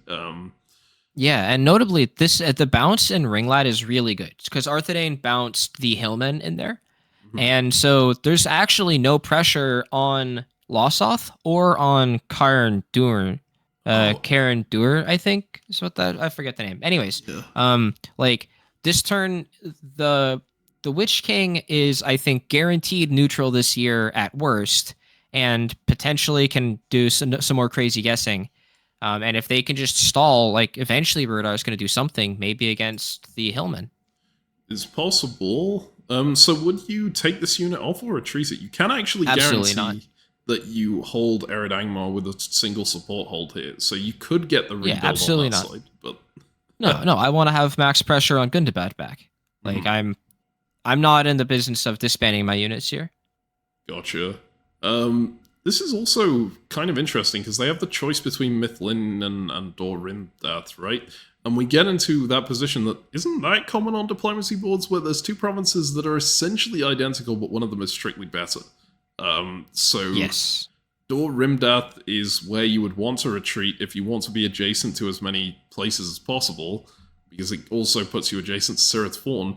But the fact that they're allied with Rhudaur makes me think they might just go to... Oh, no, they're not. Never mind. These guys are allied with Rhudaur. Yeah, okay. Witch-King is going to go to Rimdath then. I'm not sure. I could see them going to the other one, and trying to say, "Hey, look, I am not going to threaten you. I know you haven't been working with me, but I'm going to continue to be nice to you because I hope that you end up being nice to me. And then you know that you're free to use that army there to do whatever you want." And I get the sense that Rhudaur is a beginner, and I think that beginners always appreciate it when you don't threaten their stuff. That's probably true. Yep. All right. Also, experienced players like that too, by the way. But experienced players, you have to threaten them anyways because you can't not threaten their stuff. So yeah. They appreciate you not threatening their stuff, but they will just use it to use that. Yeah, to they get do the things when you don't threaten their stuff, exactly, and you don't. Whereas beginners often don't do things even when you don't threaten their stuff, so you can just sort of leave them. All right, shall we see the retreats then? Yeah, let's see the retreat. Okay, so we got 2 retreats here. We have this one, which makes complete sense. You want to cover the supply center so that if you do manage to take Waith back, it doesn't get the retreat up. But up here, you were right. They go into Mithlinan, not Dorimdath. So they go into the strictly worse province in order to maybe try and get some favor from Rhudaur. Hey, I mean, have you ever seen Fleet Finland? Yeah, that is a very, very good, metaphor for this, I guess. Is it a metaphor, simile, whatever? The equivalent between Finland and Gulf of Bothnia when you don't want to threaten Germany too much. All right, so let's go ahead to here, the fall. And here are the backstabber moves for the fall. If you like backstabber moves, you have about 5 seconds to look at this. And now we are going to the WebDip version. So, where do we want to start here, Ezio? Any preferences? I think we should start in the south and work our way up, because the south is chaotic and a huge mess. Yeah, so here, these 2 Gondor units were attempting to support hold each other. Unfortunately, they both get cut, so that doesn't help at all. They also try to cut Calandhorn to make sure that that can't support anything into Angrenost. But the Wildmen choose to go in the right direction here. So they pull out of Calandhorn, get Angrenost, and successfully dislodge this unit. Yeah. So here, the tactics from Gondor were just really, really bad. Like, Gwarth, the spot to the north should not have support held. It should have tapped, because the support hold as you see can get cut. But if it moves, then you could cut it, and you could have actually guaranteed that you held that province. Or maybe not. No, you couldn't have guaranteed that you held it but they would have had to support in the other way, right? No, that specific province was guaranteed safe. Yeah. But then, there is a problem with the tap, right? Actually, there isn't a problem with the tap if you're doing it in this direction. If you are double tapping Ethra and Angren to make sure that this can't support against either, then there is always a possibility that they support their unit into Gwaith, and your other unit gets pulled out of Angrenost because there's no this move gets cancelled because there's a stronger move the other way, which would be really bad. Yeah, I'm going to argue that having. Yeah, just the single tap, have the other unit hold, I think is strictly better than the support, than the mutual supporting, because, especially if you haven't come to an agreement, this is just clearly, units are going to get tapped, right? So the supports aren't going to do anything. Mm-hmm. So you gotta do stuff. I do find notably, I mean... sorry, go on. Even if Gondor had done it, their position's still not good, because they're still only neutral on the year. Because they lost Adornan or whatever. They lost the dot to Cardolan. So, yeah, it's problematic. Yeah, the Cardolan is really amusing me here, because they just hold, which is the correct thing to do in this situation, right? You just grab the supply center, you don't want to tap anything and accidentally walk out of it. But it also just, says, okay, look, Gondor is fully committing against the Wildmen at the same time, just pushing up north, right? These guys are not helping the Wildmen at all, or Gondor at all, short of just grabbing a dot for themselves and then going, look, I got worse things to worry about, right? You guys do your fighting over here, but I'm just going to take this and throw another unit on the board up here. Dude, the moveset from from the Wildmen also would have gotten blown up by Agarlon support holding. I can't read the province that got attacked. It looks like where Isengard is for the what it's worth. And then Angernost. Yeah, and then Angernost supporting the other one, Elverding Anduin into Cal. Like if they had flipped it, so have Agarlon support hold the unit that got taken, then the attack came from Kalantorn, and so then you could have supported the northeastern army into Kalantorn, and that support wouldn't have been cut. This is a situation where the other map actually is better when we're talking about stuff like that, potential moves, because it shows where the units were when they could have made the moves, right? But what Ezio is saying is if Aglaron supports hold Angrenost, and then Angrenost supports this move down into Kalantorn, then because you can't cut a support against yourself, unless you actively dislodge that unit, then this supporting this to here would have worked. This would have successfully held the province against this attack, and Gondor would have just had a fantastic turn. Not really a fantastic turn because they still lose a Dornan, but much better than the turn that they end up having, right? Yes, instead of having this army popped and having their one isolated army off in the middle of nowhere.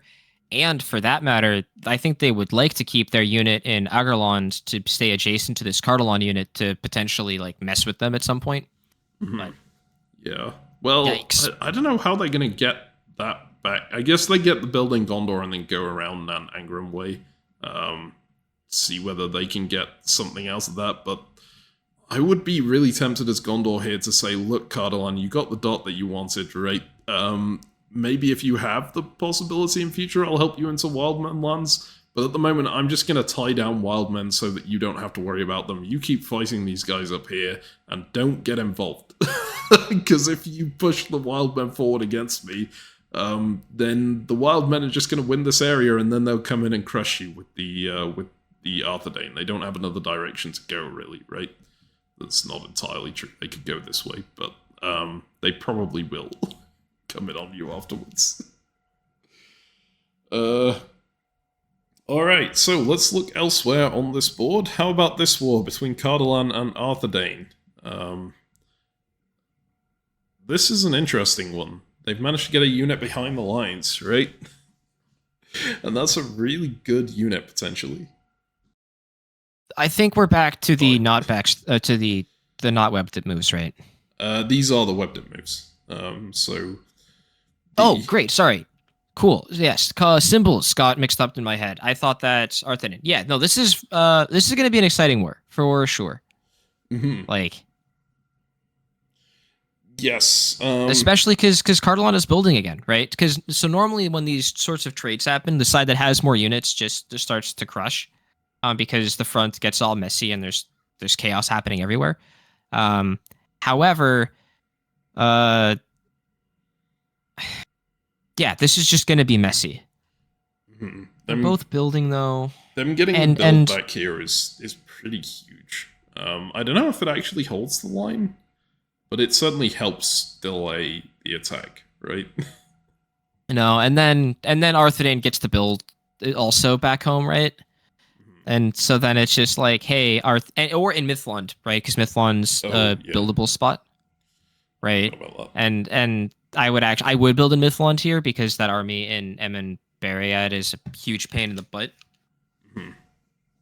Yeah. And yeah, then I'm just like supporting myself into everything and just saying, yeah, Cardolan, you're cooked. Yeah, I do think Cardolan, have played this really well from a really bad position. Getting back into this, choosing to side with Gondor enough to get the Wildmen on the back foot, and then go in on Gondor when they need the dot to build here. And now they have the Wildmen on side, so they're not going to get attacked from this side. But it's still just so hard to beat these guys right now unless they manage to get Rhudaur on side. I think that's their lifeline. If Rhudaur come in on Arthedain here, they have a chance. Otherwise, it's not looking good. Yeah, I mean, and that's assuming that Gondor just stays completely on side, right? Like, not really attacking them. Because if Gondor and the Wildmen peace out, then their position collapse incredibly quickly. They're just completely exploded. Mm-hmm. Yeah, completely agree. Shall we have a look at what's going on up here? It turns out nothing much. Absolutely. Nothing moves. So Yep. you can see Witch-King tries to get into Gundabad, fails because there's just a double support hold here. There wasn't really anything they could do about that. And they get the Hillmen get bounced out of Ringlad again by the Arthedain. So Arthedain coming in really handy for the Witch-King here, stopping these guys from getting to a position where they can threaten Condom.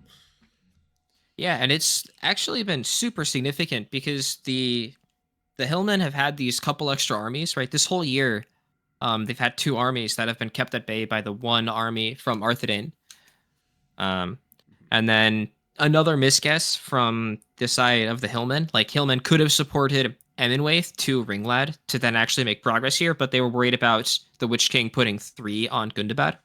So Inglad got overtaxed, then he had to make a guess, and he guessed incorrectly, so oof. Yeah, could also have gone for Eminwaith to Tinfware and Terengred to Eminwaith that way, which was more likely to succeed, but I don't know is what they actually would want if they're just trying to kill the Witch-King. Given that it makes slow progress this way, but it also lets Arthedain into a province that's a bit problematic for you to deal with.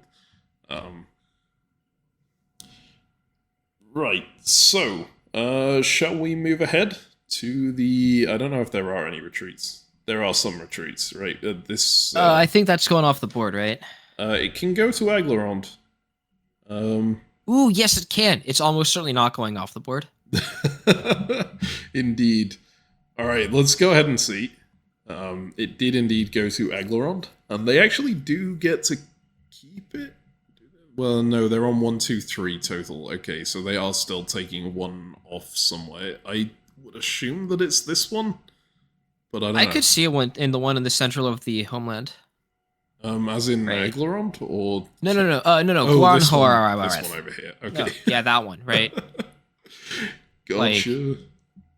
I think tactically you want to keep that one. Like, if you're trying to maximize your chance in the war against the Hillmen, I think you do keep it and probably just support it down or something. But I could also see the very real argument, like, hey, Hillmen, this isn't going anywhere for us. You have an opportunity right now to take a lot from Cardolan before we give Arthedain everything.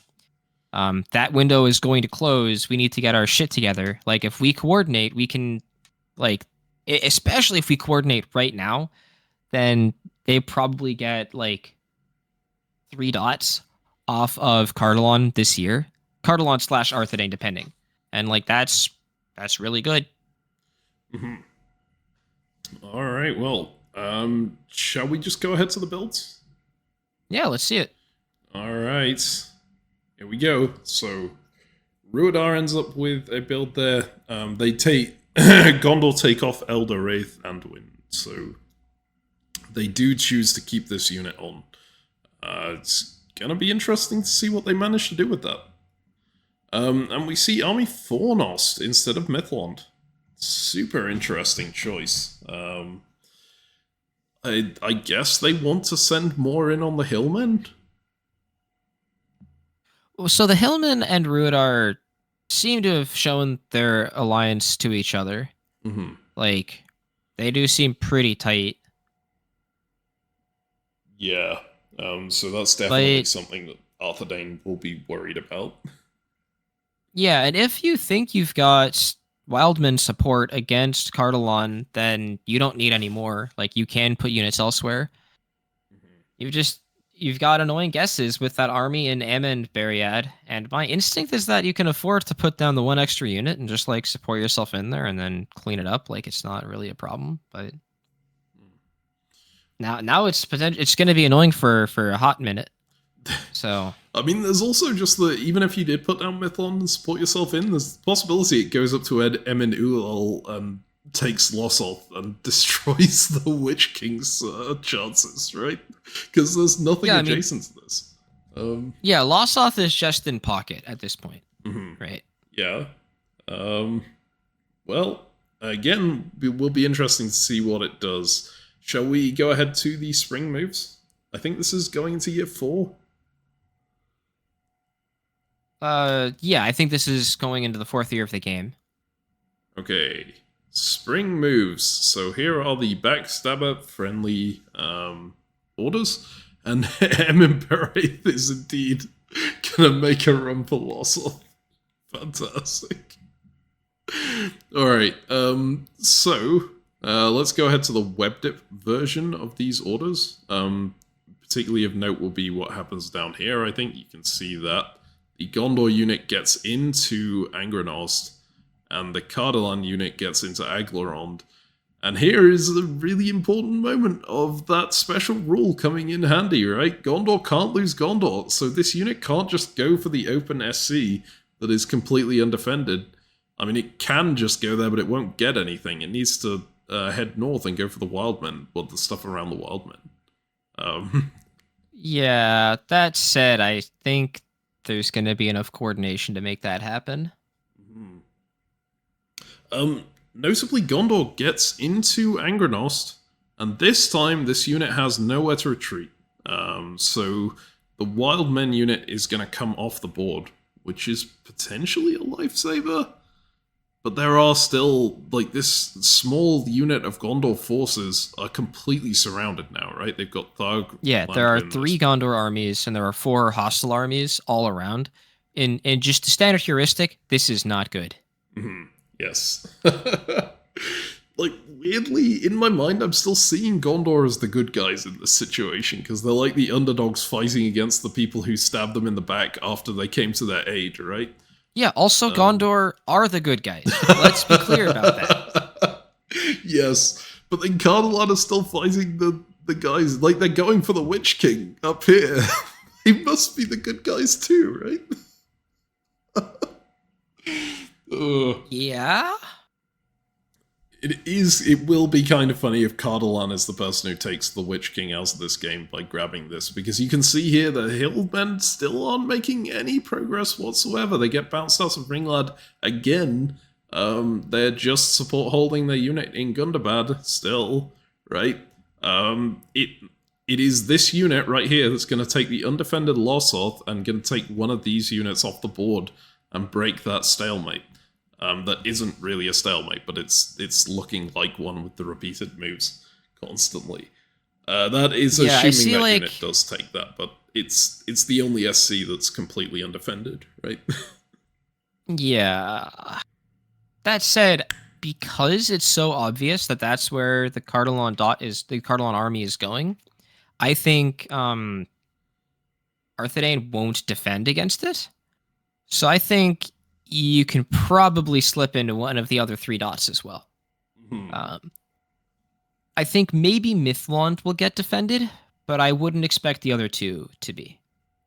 Especially with Rhudaur bearing down on them on this side, yeah. That would make sense. I think then I would choose to, if I'm not going for Lossoth, and honestly, like, my monkey brain at this point would go, please go for Lossoth, I want the dot guaranteed, right? Especially in this position. But if I'm not going for Lossoth, I would choose to go to Nenuial, because I think Fornost is definitely going to be tied down by whatever Rhudaur is doing over here. Yeah. I mean, look, wouldn't you feel bad? Like the Witch King have been on 3 the whole game. They've been fighting back against this 5-center enemy. I mean, why really do you want to be the one who takes him out? Ezio, right now you are the like, who are the people at the scene at the start of Lord of the Rings who are about to destroy the ring and then decide, nah, I don't think I'm going to. I'm about to kill the Witch King. Like, I've got the knife to his throat here. This is gonna destroy him. This guy over here is screaming, do it, throw him into the fire or whatever. And then you're like, but Nenuial. So that would be Isildur with possession of the ring. That said, I don't think that's fair, because I have an enemy who's been attacking me the entire game, and they have an ally who hasn't done anything to me the entire game, and who has been entirely reliant on the other person. So I think that it's not at all the same. Nope, no relation. I see. But you forget that the Witch King is the embodiment of evil in this scenario, right? You gotta... No, the embodiment of evil is one that's attacking me, who lied to me, presumably, and stabbed me in the back or something. The problems of men. You're not thinking about this from a, like, macro perspective of we gotta destroy the evil in the world. It doesn't matter if I die. I gotta kill the evil. Anyway, no, you have chosen... So you would go for Nanuiel here. I think that is the correct choice. Like, ethics aside. The historical, like, stuff aside.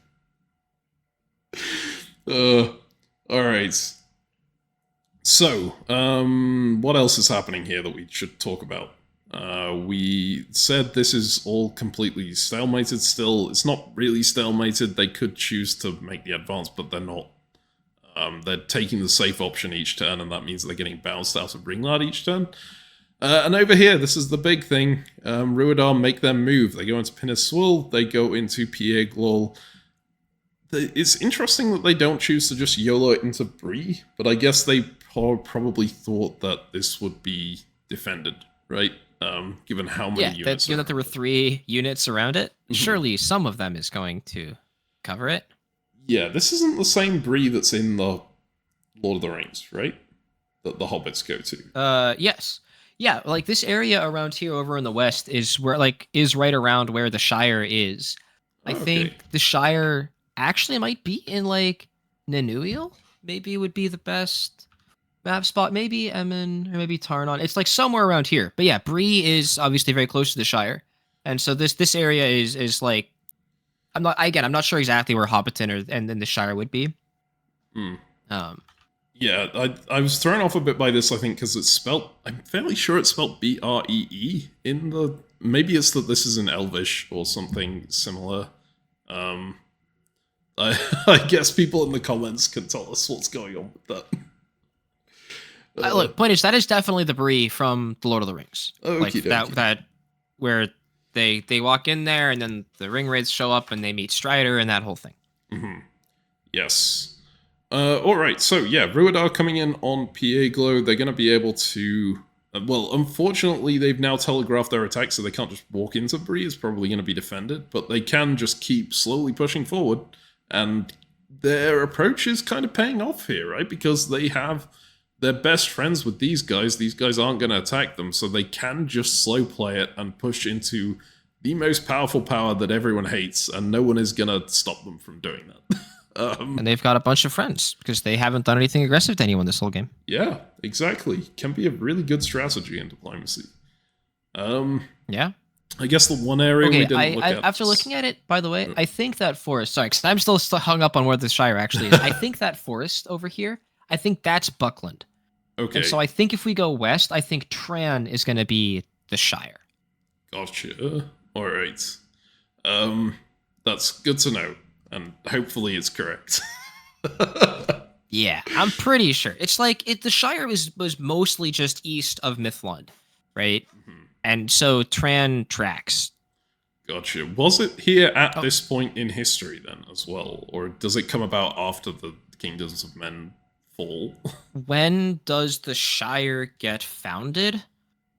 No, actually no idea. Alright, well that's another thing people can tell us in the comments here.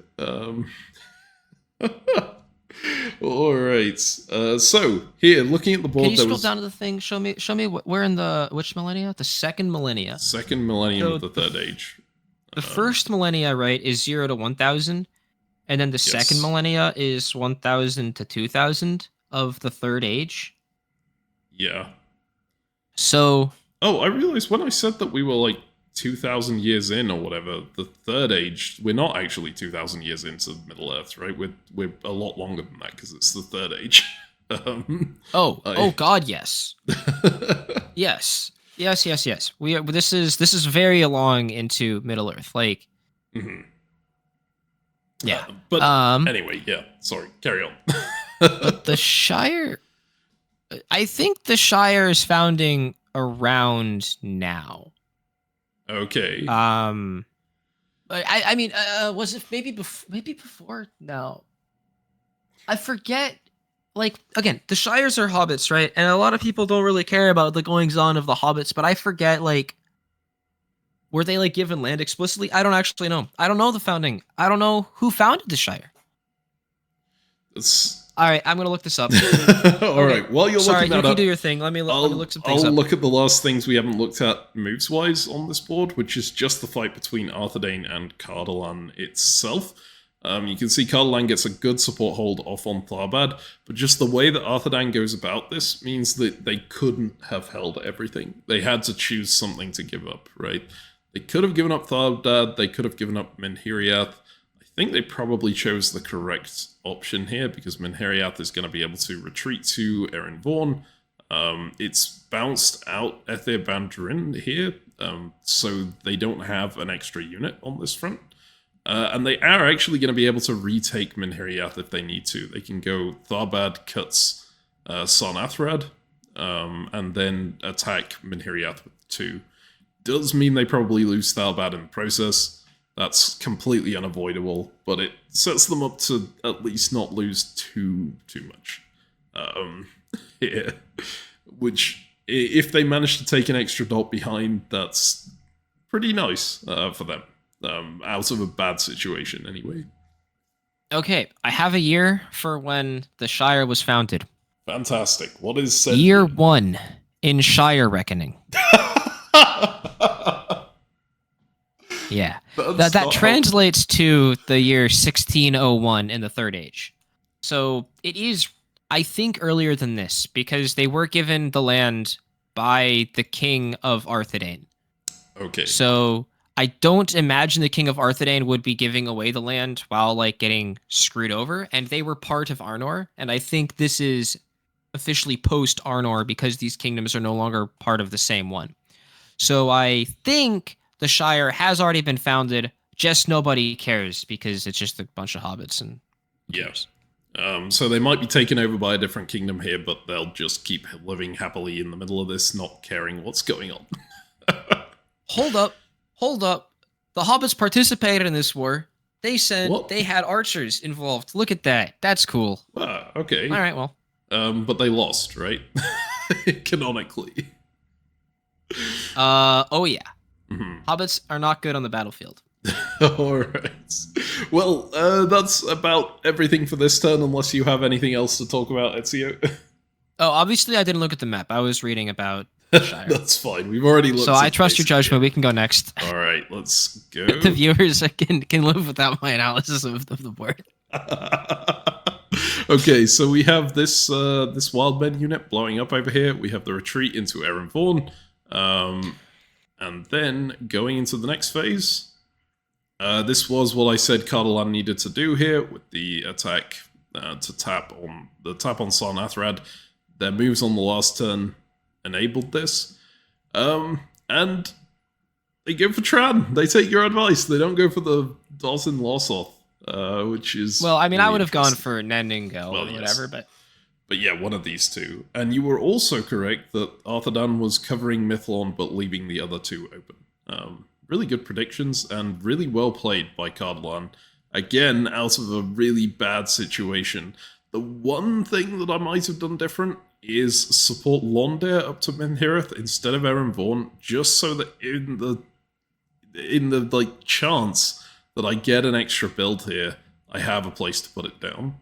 I mean, I'm going to say, I think that's potentially this phase, right? If you take from Londair, then you have this retreat from Tharbad. Tharbad could retreat to Nin-Il, the Wildman dot, right? Mm-hmm. And then you're neutral on the year because you gained a dot from Arthedain. So you're already neutral, +1, -1. If you take the dot, you would actually be +1, right? Mm-hmm. And then you could build in Londair. Instead, we're letting the Hillmen build, and like... Yeah, we don't want to let the Hillmen build, right? Well, no, I think we're quickly reaching the point where we actually want to prop up Gondor again. But also that ship might have sailed. Yeah. So the real problem is once the Wildmen have dealt with Gondor, unless they're rock solid aligned to you to the point of being willing to like hurt their own game to help you, they're gonna go into you. They don't have another option, right? Their other option is Rhudaur, but just the geography of this landscape makes it really difficult for these guys to attack Rhudaur. Yeah, also the fact that Rhudaur's got 3 defensive units that they're going to stick around to defend for the entire game. And, like, it's going to be a long march up north, whereas you've captured a bunch of Gondorian dots yourself as Cardolan. And so, what am I saying? And because you've captured all of those Gondorian dots, you're right next to the Wildmen now. Yeah, so you're basically surrounding them, and that's their easiest path of expansion, especially if you're tied down defending up here, which you are. Yeah, like if you surround someone in diplomacy, frequently you can attack them and collapse on them effectively, which means normally you have a potentially aggressive position. And if we like imagine that Arthedain is not on the map or like isn't attacking Cardolan, then that heuristic would be mostly true again. Just the way that it works out, like these 4 units from Cardolan, I think could coordinate pretty effectively. Maybe not that effectively. This geography is a little bit awkward for it. But because Arthedain is on the map and all of Cardolan's units are tied down in the west, then these Wildmen units are first going to finish off the Gondorian units, which there are only 2 remaining, and then they're going to completely collapse. Like, yikes. Yeah, but when you mentioned that ship has sailed, right? On that is a valid point in that maybe Gondor is so annoyed at you at this point that if you flip to their side, they go to Wildmen and go, hey, this guy's flipping to my side, let's just go kill him together, yeah? And then Wildmen, maybe they don't believe it initially, but then you retreat into Ninil Elf and they go, oh, okay, I guess Gondor was telling the truth. Let's go murder. Oh, I mean, this dude. obviously, as Cardolan, you don't tell Gondor that until well after the retreat. Like you don't. Yeah. But yeah, point is, actually, and remember when I said that Gondor was down to 2 units? That was me just being wrong. Gondor is on 3 units still. Oh yeah, they have the okay. Wait. Oh, because they got Angranos back. Yeah. So they are gonna get a rebuild in Gondor, or. They get to retreat. Yeah, or they can disband and rebuild in Gondor. But again, because Gondor is this weird supply center that can't be lost, I don't actually know if you need to rebuild in Gondor, and you might want to retreat to the spot that's adjacent to like 6 supply centers or something. Okay, yeah, that's probably better. All right, so that's interesting. If we look a little bit further up here, unless there was anything else you want to say about this, but I think. No, I think you've looked at the south pretty thoroughly. I think we've explained why we would have gone to capture the other way from... Okay, great. Yeah, what's up? So here's the painful part. You know Actually, how... hold up. I have a counterpoint. Look at what Aaron Voren borders, the spot to the west of the one that Cardolan actually took from. Yeah. It borders What nothing. else is that unit going to do? Right? That's a really shitty unit. That is true. I do see why they went in this way, but I think being able to get the extra unit on the board would be huge, even if you've got this one stuck in the corner. Well, the way the tactics worked out, they didn't get that extra unit on the board, and now they can retreat to Aramen, or whatever. They can keep the Wildmen on side, ask them to put their build in... Oh, no, that's not a home supply center up here, is it? I was hoping that I was saying maybe they could then build in Nin Il Elif or whatever, and then we max pressure on Tharbad. Yeah. Like, never mind. You know, I've realized I'm not doing the WebDip version of the map here. But hey, we'll go to that in a second. I think the problem with wanting to retreat to Aramen is that the Gondorians might blow you up, right? And then you've got nowhere to rebuild. Funny, yeah, true. So that would be really bad because then you've covered it. That's really funny. In fact, that's definitely going to happen, right? Gondor don't have anywhere to retreat except Aramen. So you kind of have to retreat to Ninil Elf or Cardolan, and they're both... One of them annoys the Wildmen, and the other one is almost completely useless. No. It still borders Tharbad. No. Cardolan is still super useful. Okay. I don't love it. I think I don't love it, but come on, it's hardly useless. It borders, like... Okay. No, it's absolutely relevant for recapturing Tharbad. Yeah, it's just that these guys have so much force on Tharbad. I don't think you're going to be able to link that unit back up with your other two. You can try to retake it, but it's not going to do anything, right? What do you mean? What? Like, they've got no. three You're units overestimating here the strength of Arthedain here. Okay. Like, oh, wait. You've got a unit in Tran, I guess, to cut that. And you've got a unit in Tran that can tap stuff, and Arthedain is defending against Rhudaur, who's being really inefficient about their attack, to be clear. But you can absolutely get Rhudaur to make better aggressive moves against Arthedain here. Like, okay. Arthedain is far from invincible, and Tharbad is far from locked. Fair.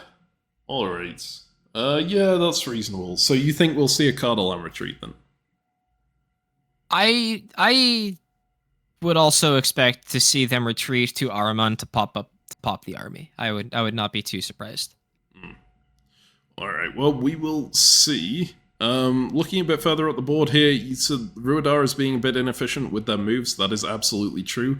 They try and cover Amon Sul, I assume, to stop this place, Herald, getting into Amon Sul, but they could have done that from Rhudaur, and they probably should have done that from Rhudaur.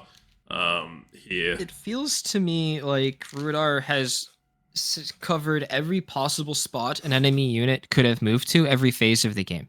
Mm-hmm. Right? Yeah, like, actually, that's a good way. This army in Mithlon or whatever in the east could have moved to my center, so I have to cover it.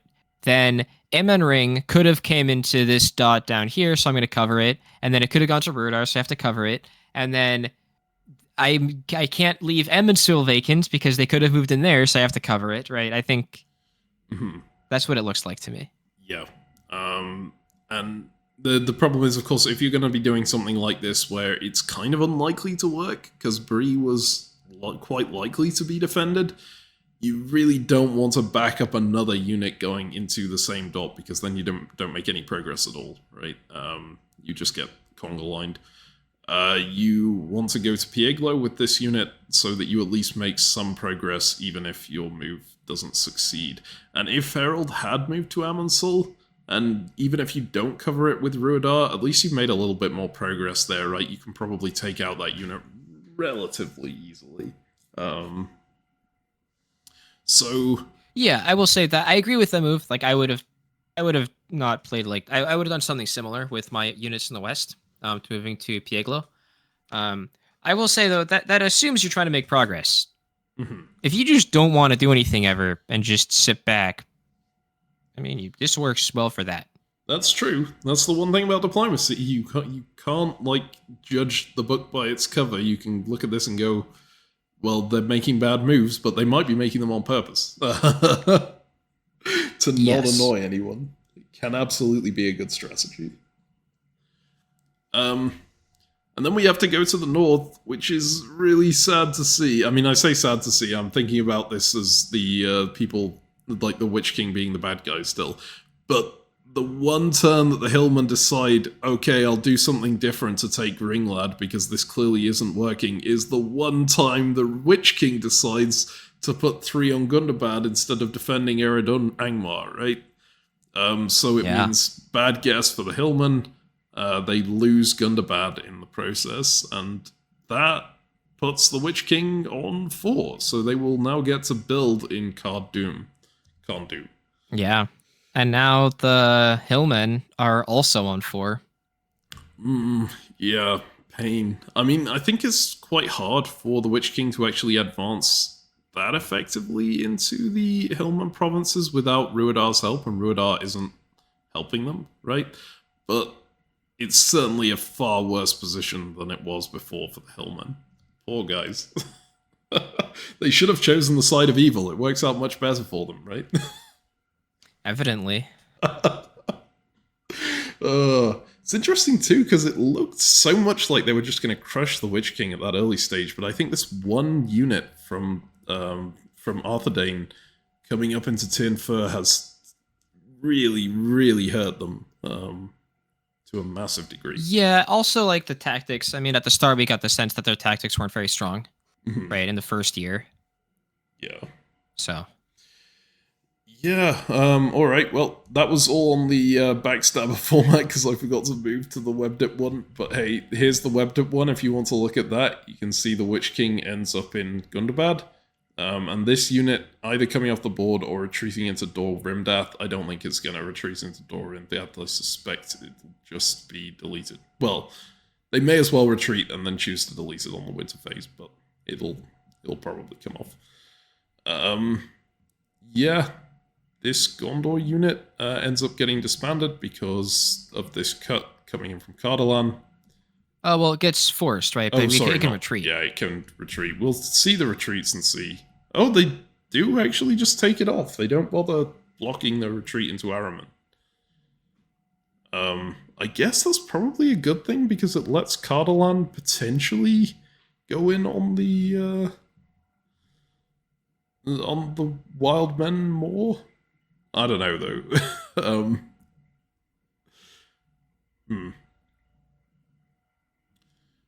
I think that Gondor has just been all in on working with Cardolan, just kind of the entire game, regardless of how much Cardolan has done to screw with Gondor. So I think, I suspect this is just continuing that trend.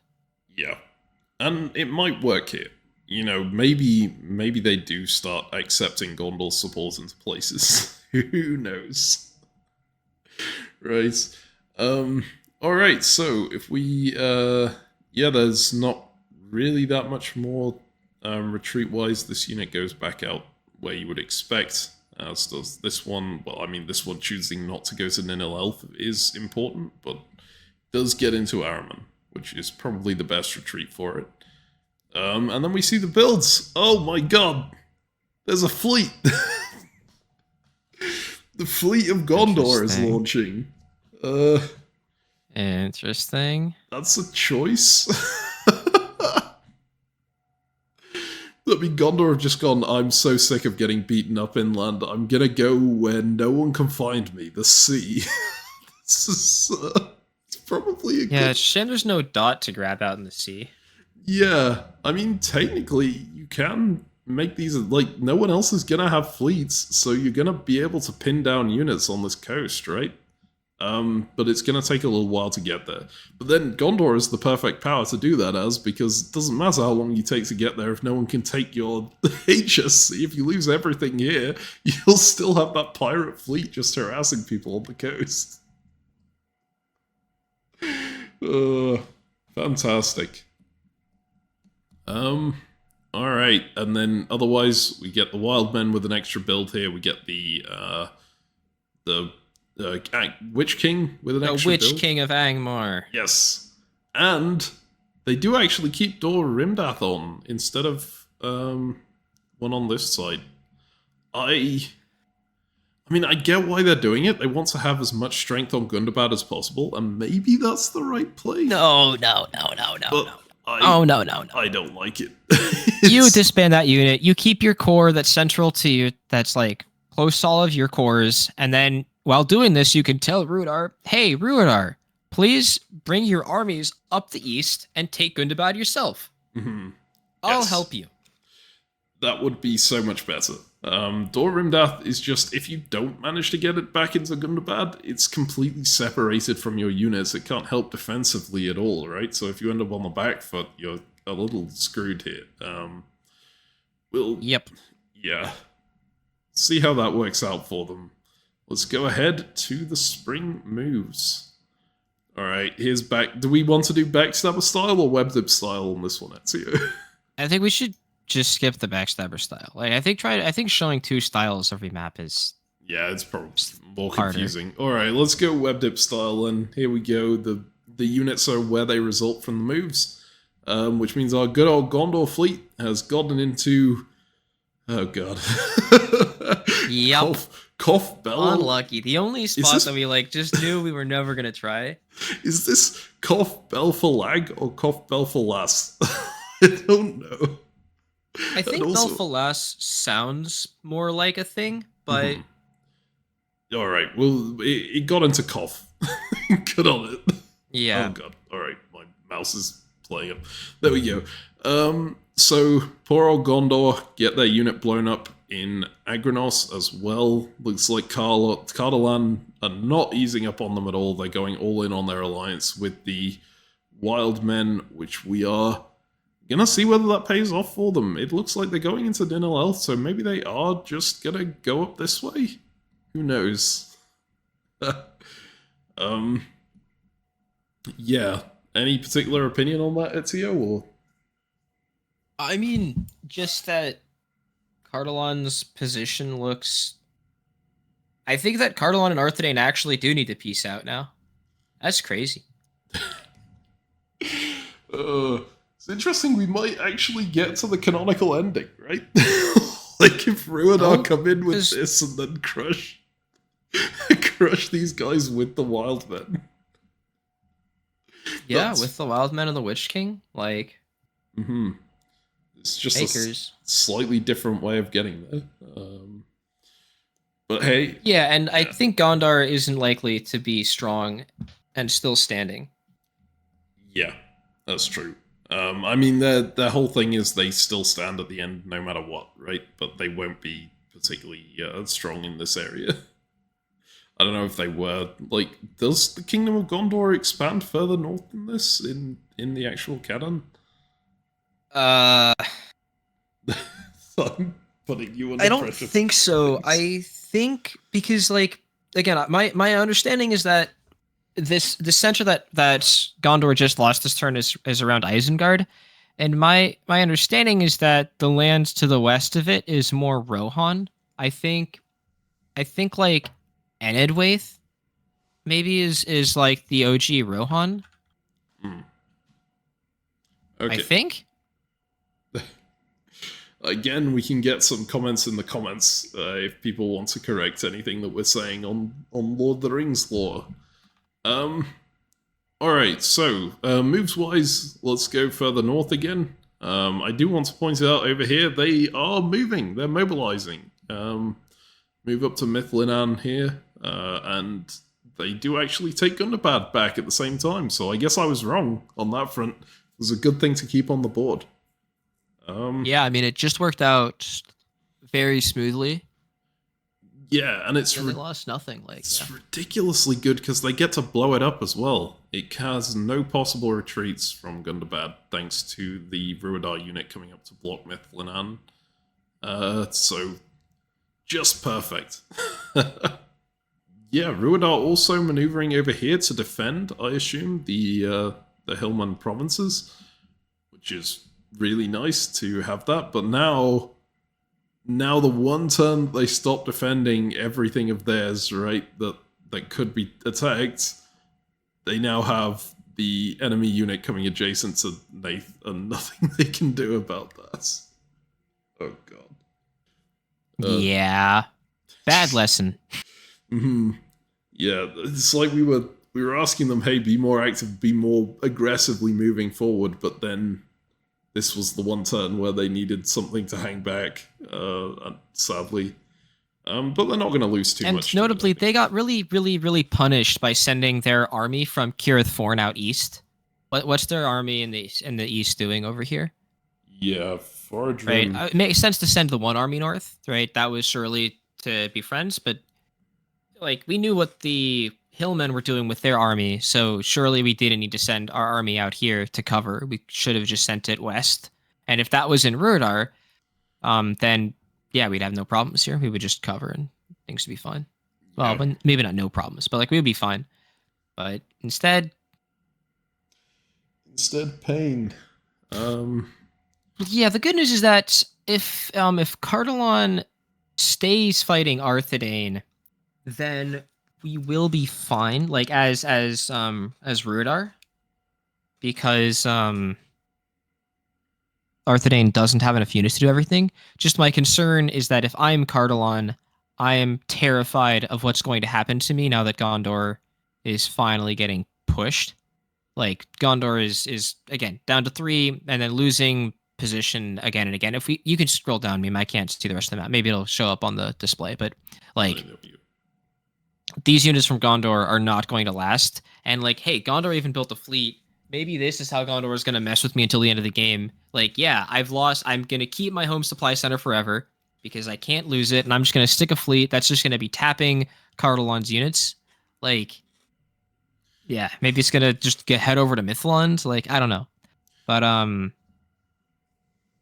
fundamentally, as Cardolan, I'm terrified of the wild men.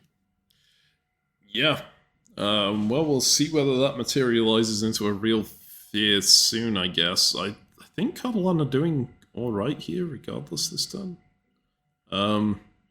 But, hey, yeah, it's just because the Arthedain have had to pull everything back. Alright, is there anything else you want to talk about here? Do you want to spend any more time looking at the actual tactics in the West between Arthedain and Cardolan, or do you want to just go past and say if they fight, Arthedain probably does okay, but it is interesting. I haven't seen a war with this much mobilization before, necessarily. Because you know that almost everything here is actually moving, right? The Arthedain units are all successfully moving into places.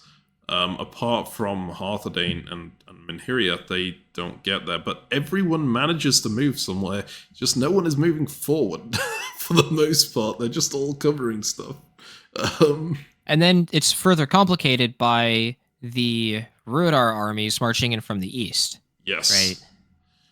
Absolutely. But again, them managing to mobilize is actually punished by the fact that this unit is going in a random direction to grab something off them. Right? It's just a very, very chaotic war. You don't usually see things quite like this in diplomacy. Yeah, like this front that we're looking at between the arid Loon, these mountains to the west, and like the Misty Mountains to the east, is this massive open plain. Right, you've got 1, 2, 3, 4, 5, 6, 7, 8-ish provinces wide. That's wider than anything on the board in standard diplomacy. Yeah. So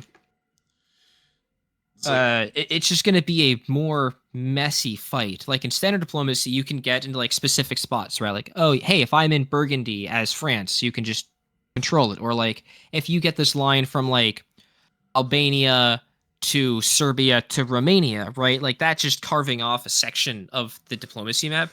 And so then you can like see that's just a line that's only a couple units wide that keeps things very secure. And like on land, you just can't really get around it. You need enough numbers to break through it. And like all of these lines can be broken. But like the Albania, Serbia, Romania one, right? That one needs whatever. Point is, this map isn't going to have anything like that. This war is just a massive open plain, which is incredibly chaotic and much harder to control. Yeah, I think that said, it would still be possible to control, except for this unit having slipped behind the lines, and now everything is like running around to try and corral that. And this because when you say so possible to control, what do you mean by that?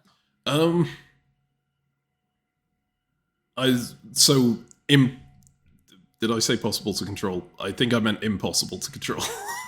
yeah, but if you say like in this, what do you mean? No, by it is possible to control, right? It's possible to just have a strict line of units here that would be moving in a similar way to standard diplomacy, where you have like unit Ethia Baranduin, unit here, unit here, unit here, unit here, unit here. You know, pushing a straight line against Cardolan and going, okay, this is fine.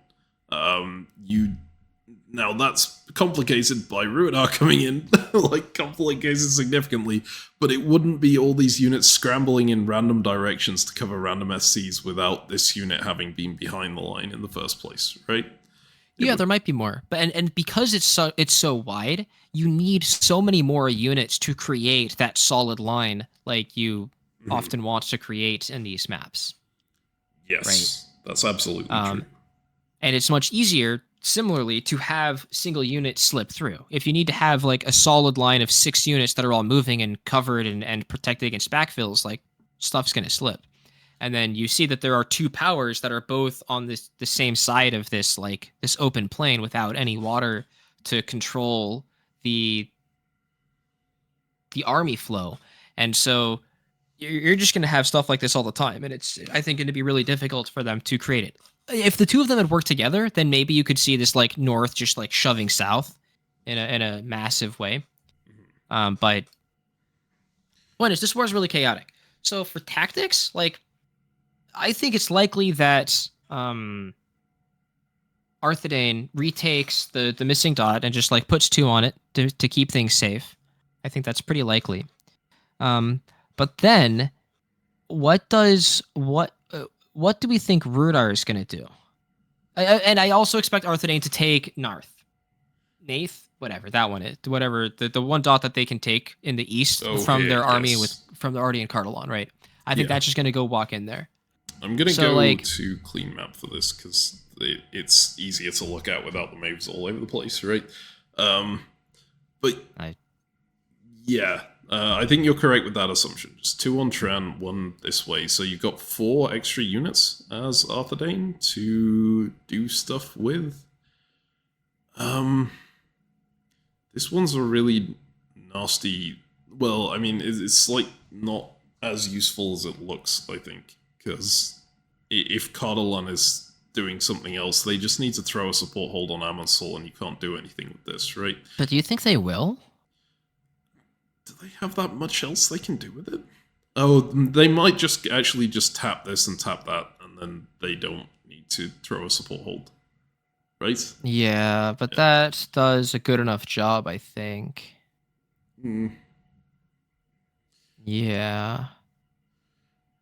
Yeah, I think tap both, and then have Amonsul support Pieglo down to Bree, right? Yeah. And I think as Arthedain, you want to tap Amonsul with Pinathsville, specifically because of that possibility. And then maybe... so that has to tap, and then I want something to cover Fornost, something to cover Tiern. Yeah, this one here. Okay, so you have to have this one go here, and then these 2 go for Tran. It feels like it's moving backwards is the only problem. Well, no. What if you just send Bree down to Tiern? I'm just betting I'm going to bounce something there. Okay. Yeah, that can work. Maybe I have to support him in there, because Tharbad is probably going to support Sharn up to Tiern. That's true. So you have to do Barandwin support Bree to Tiern. Then Nanuiel but then if you're Rhudaur and Cardolan coordinating, you have Rhudaur support Amonsul to Bree, while Millenium goes to Amonsul. Yes. There we go. And then you just support yourself into Tier, and then it's all over. All right, I'm very excited to move to the next moves and see none of this happen. But it's interesting to look at it. Shall we go ahead? Right, these complicated tactical wars, like, you don't see positions often like this. I mean, you see them more in Imp-Dip, like if you're looking at land wars in Asia. But don't fight a land war in Asia. I recommend against it. Except for the times that I recommend it, but ignore those times. Yeah, let's see the moves. All right, moves. Okay, yeah, that's actually not dissimilar to what we thought. And what? No, it's completely different. No, Arthedain did exactly what you said to do, right? Arthedain did something similar, yes, but Cardolan and Rhudaur are not at peace, and Cardolan is in fact pushing against the Wildmen. Yes, and interestingly, the fact that Cardolan wasn't anti-Arthedain on this turn screws Arthedain over, because it means they don't bounce out of Torn Gorthad, right? So they just lose Bree. Amazing. Yeah, it's not the end of the world though, right? They gained 2, lost 1. Yeah, they'll be fine, but it's just they're gonna build. And if we look at the north, we see that the Hillmen are building, and the Witch-King of Angmar is back down to 3. And this time, there's no Arthedain unit to continue messing. Yeah. So I think and the Witch-King, I'm pretty sure, is sad to be in Tiern Fur.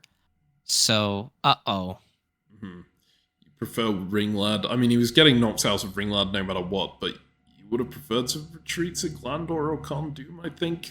I think both of those would be better, yeah. Well, it depends whether you're trying to relocate. I assume you're trying to survive still? Yes. Alright, so the other things that happen down here are Cardolan does, as you mentioned, go in on the Wildmen, so they've chosen this as their moment, right? I don't know whether this was supporting this way, or I assume it was supporting Aglaron to Agranost. Because that would make more sense than trying to support the Wildmen into Aglarond. Why? The wild men are currently sitting in a dot that's yours, right? Oh, that's true. I missed that. That is kind of important. But also the fact that these guys moved against the Wildmen and Gondor, like, they helped Gondor in this sense. I think they were probably talking more to Gondor and trying to align with them. So I would assume it's this way, but we don't know for sure, right? But yeah, the after everything that's happened, Cardolan decide to prop Gondor up on their last extra dot, right? In order to But get also they're not actually taking anything from the Hillmen, so the Hillmen get to build now. Yeah. Hillmen are going to be on 5 and are going to have a lot of armies. And like Endwaith and Arnon. I mean, this is going to be tough. We'll see how they manage to deal with that. They do seem to have made friends with Gondor enough that Gondor doesn't like go and pin their units in on this coast. They decide to go to Beleaga, or whatever this is, Belaga. Yeah, maybe they are going for Mithlond. Yeah. Or they're even threatening Ered Loon already, right? So yeah, or they're gonna head up and they're gonna take Lossoth. Who knows? That would be fantastic if, like, no one else manages to kill the Witch King after all this. Gondor just comes around the side and kills them with a fleet. Thanos Gauntlet. Like, fine, I'll do it myself. Also, Aragorn I mean, leading the that's coast lore fleet. Accurate. Aragorn leading the Corsairs up the coast to, like, kill the evil in the north. No, don't say Aragorn. Stop. That hurts. Also, Aragorn, I don't think is descended. Aragorn is descended from Arnor, I think. Okay. Not Gondor. So isn't he king of Gondor? Well, yeah, but Gondor and Arnor were sister kingdoms, right? They were like the 2 kingdoms of men from the descendants of Isildur. But I think Aragorn's lineage traces back to people from Arnor. I'm pretty sure, but is still a king of men, I think, and therefore goes to inherit the throne of Gondor. Because you just go back a little bit more from Gondor, and then it becomes the same family. I think. All right. Well, I'll leave the thinking to you on that front and just go back to the diplomacy, I guess. But just generally, really interesting play from Cardolan. I don't know whether they'll get the upper hand on the Wildmen, but direct I don't know male whether line they... heir to Arnor. Ha! Yes. Well, yes. So point is, you're wrong. Aragorn doesn't come back. Also, this is like whatever. I think 1,000 years before we're talking about Aragorn. So yeah, that makes sense. Isn't he quite old for a human though? I guess probably not 1,000. yeah, he's like 80. Oh, okay, fine. Yeah, he lives, I think, to be like 250 or something. I just vaguely remember that I had a bunch of Top Trumps cards as a kid. I don't think you have Top Trumps in America. Have you heard of those? No, I don't know what those are. Okay, it's nothing to do with the president. It is like from 20 years ago. There were these little sets of cards which are like the worst game in existence. You play it 2-player with another person, and you each have these cards with stats on, and you say, I'm fighting you with this stat on my card, and then you reveal your card, and whoever has the highest stat wins the other person's card. And then you go to the next one. And I just remember having the Lord of the Rings one of those. The ages on everything were so much higher than I thought they would be, even on the humans, right? Like, how are these people that old and looking like this? It doesn't make any sense. Well, and then you have Legolas. It's like, okay, Orlando Bloom is apparently 3,000 years old or something. Fine. Yeah, elves are obviously immortal, right? And that's a thing. But enough. Like, if we go back to like the kingdom of Numenor, right? Like the Atlantis equivalents, humans lived for a ridiculously long time. back on Numenor. So like the Numenorians were like super badass. And again, Aragorn is like a long descendant of them. His blood is still in there in a better way than it is for most of men. But like the ancient Numenorians were just true ridiculous like chads. All right. Well, that is good to know.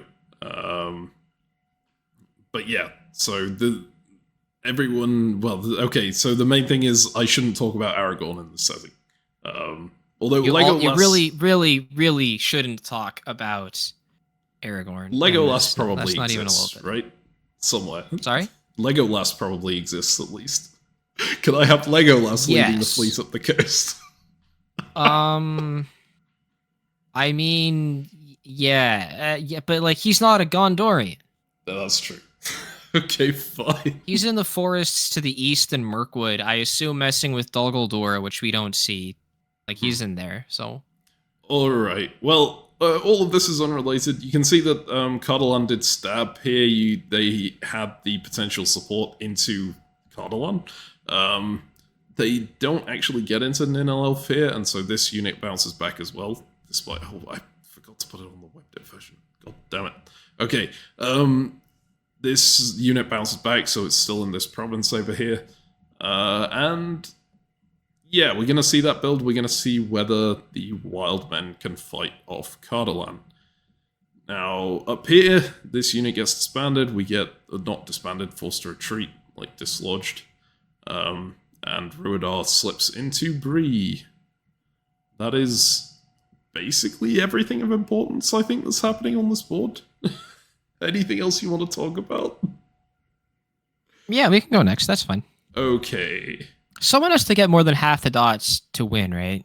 Yes, I believe this game ends up in a concession, so it's going to be slightly before then. But it doesn't look like anyone's getting conceded to anytime soon. Mm-hmm. Yes. Except maybe Cardolan, but we'll see. Okay, so Arthedain choose to blow this unit up rather than retreating it to Pieglo.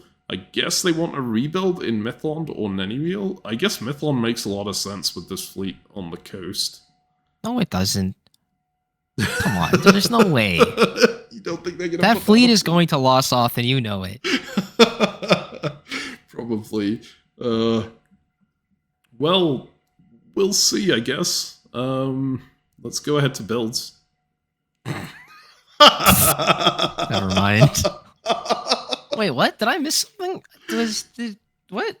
How many units does Arnor have? Which one is Arnor? Arthedain, sorry. Arthedain, so they got this unit blown up, right? And yeah. They took Nath and Tran, so they get the build here in Mithlond? But they gained 2 dots, lost 1, right? And then they blew a unit up. Shouldn't they be building 2? Huh. Oh no, they lost wow, we're so bad. Yes, The Cardolan spot. Yes, the third what's the name of the city? Tharbad. Zoom in, I need to see it. I forget the name. Tharbad, thank you. Yeah. Yeah, all right. Well, that's what we're dumb. Okay, so they're only building 1, and then they wanted to build a fleet because they're insane. I mean, it does stop this unit coming in to take Mithlond, I guess. But like, it doesn't stop it from taking the other center that it's adjacent to. That is if true. You're worried about the fleet, you just want to build whatever, man. It's fine. They can build fleets. I think this is the sign that they no longer care. It's like we want to sail away to the Elflands or whatever the elves do at the end of Lord of the Rings. Yes, sail out from the Grey Havens, abandon Middle Earth. But again, we're the humans. We can't do that. We have to go and fix things ourselves. The elves are the ones who can run to the Undying Lands. Okay, I am going to take us off on another tangent here. Why can't the humans run off to the Undying Lands? So the answer is because humans are bad, and did bad things. Like, so, you know, at Numenor, right? Mm-hmm. Like the ancient kingdom of men, when like they lived for a very long time, like hundreds of years, and like were super badass and had awesome tech and like planes and shit, right? Like the Numenorians of old were sick, but they had a bunch of hubris, and like you could see the Undying Lands, where like so the Undying Lands are where like the angels live, right? Hmm. So it's like it's kind of like heaven, but it's also definitely on Earth. And so you have the Valar and like which are the angels who are living there, and then the Númenóreans were like really close to there. That's where the ancient like the city of the island of Númenor used to be. But then they like got corrupted. I forget if it was directly because Sauron was there doing corrupty things. Like Sauron was there doing corrupty things, to be clear.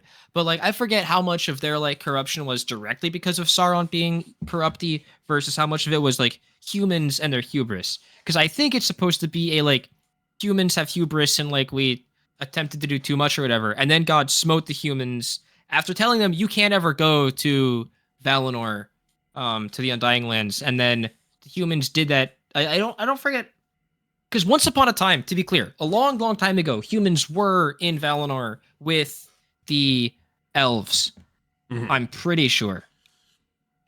This is all Silmarillion stuff, okay? Which I have read a bit, mostly fallen asleep while reading, and then heard other people talk about it. So take everything with a grain of salt. Like I said, I'm not a true Tolkien nerd.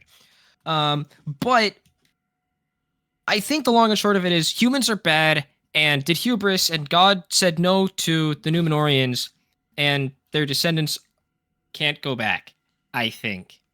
Okay. Except for the times that they can. And like the hobbits can go and the ring bearers can go and stuff. I don't know, maybe they just can, but they don't, is the answer. I guess we can find out from people in the comments once again, right? But yeah, I guess this fleet in Mithlon probably isn't actually going to get there because they can't figure out what province to go to. So now we can go back to analyzing the diplomacy. Shall I go to the spring? No, I'm thinking about this question still. Why can't humans? Isn't it like there might be? I think it's a mortality thing. I think that's the fundamental thing, right? I think the Undying Lands is like heaven, right, where immortal beings live, and humans are mortal, and therefore not allowed in the immortal place. Right. So there's like a god up there saying, like, stabbing people and seeing whether they die or not. Well, no, that's not true because the elves can die that way. So, okay. What am I? They just make everyone who arrives there wait 1,000 years before they come in and see whether they die of old age or not. I mean, it's one of those things where, like, remember how in like, I don't know. I think like they're not allowed there, right? It's a rule, like, and I think they can break the rule. It's just like they'll get punished if they do type stuff. Okay. Because my understanding is that like the Númenóreans who were the closest to it were like literally able to see it, and I think they physically could have sailed there if they wanted to. And I recall times in the Silmarillion where there were humans there as well. And maybe it was a change that happened when the Númenóreans got too close to got too close to whatever. There's too much hubris, basically, and then got smote down. And maybe when Númenor sank through the will of God, that then they're not allowed anymore. I think it's that. Like, I don't know much Lord of the Rings lore. What I vaguely remember is that the god in the Lord of the Rings realm is kind of dead or gone or something, so he can't really do anything. Is that true? That doesn't sound right. Like, No, Eru okay. Ilúvatar is, my understanding, is like the big god who then made all of the things, made all the angels, right? And then, like, the Valar are his angel equivalents, right? There were a bunch of them. And then the Valar made levels below that.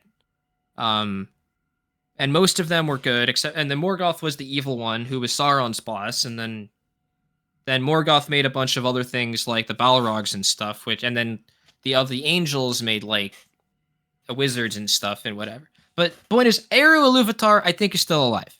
Okay. I mean, look, he certainly fucked up Númenor.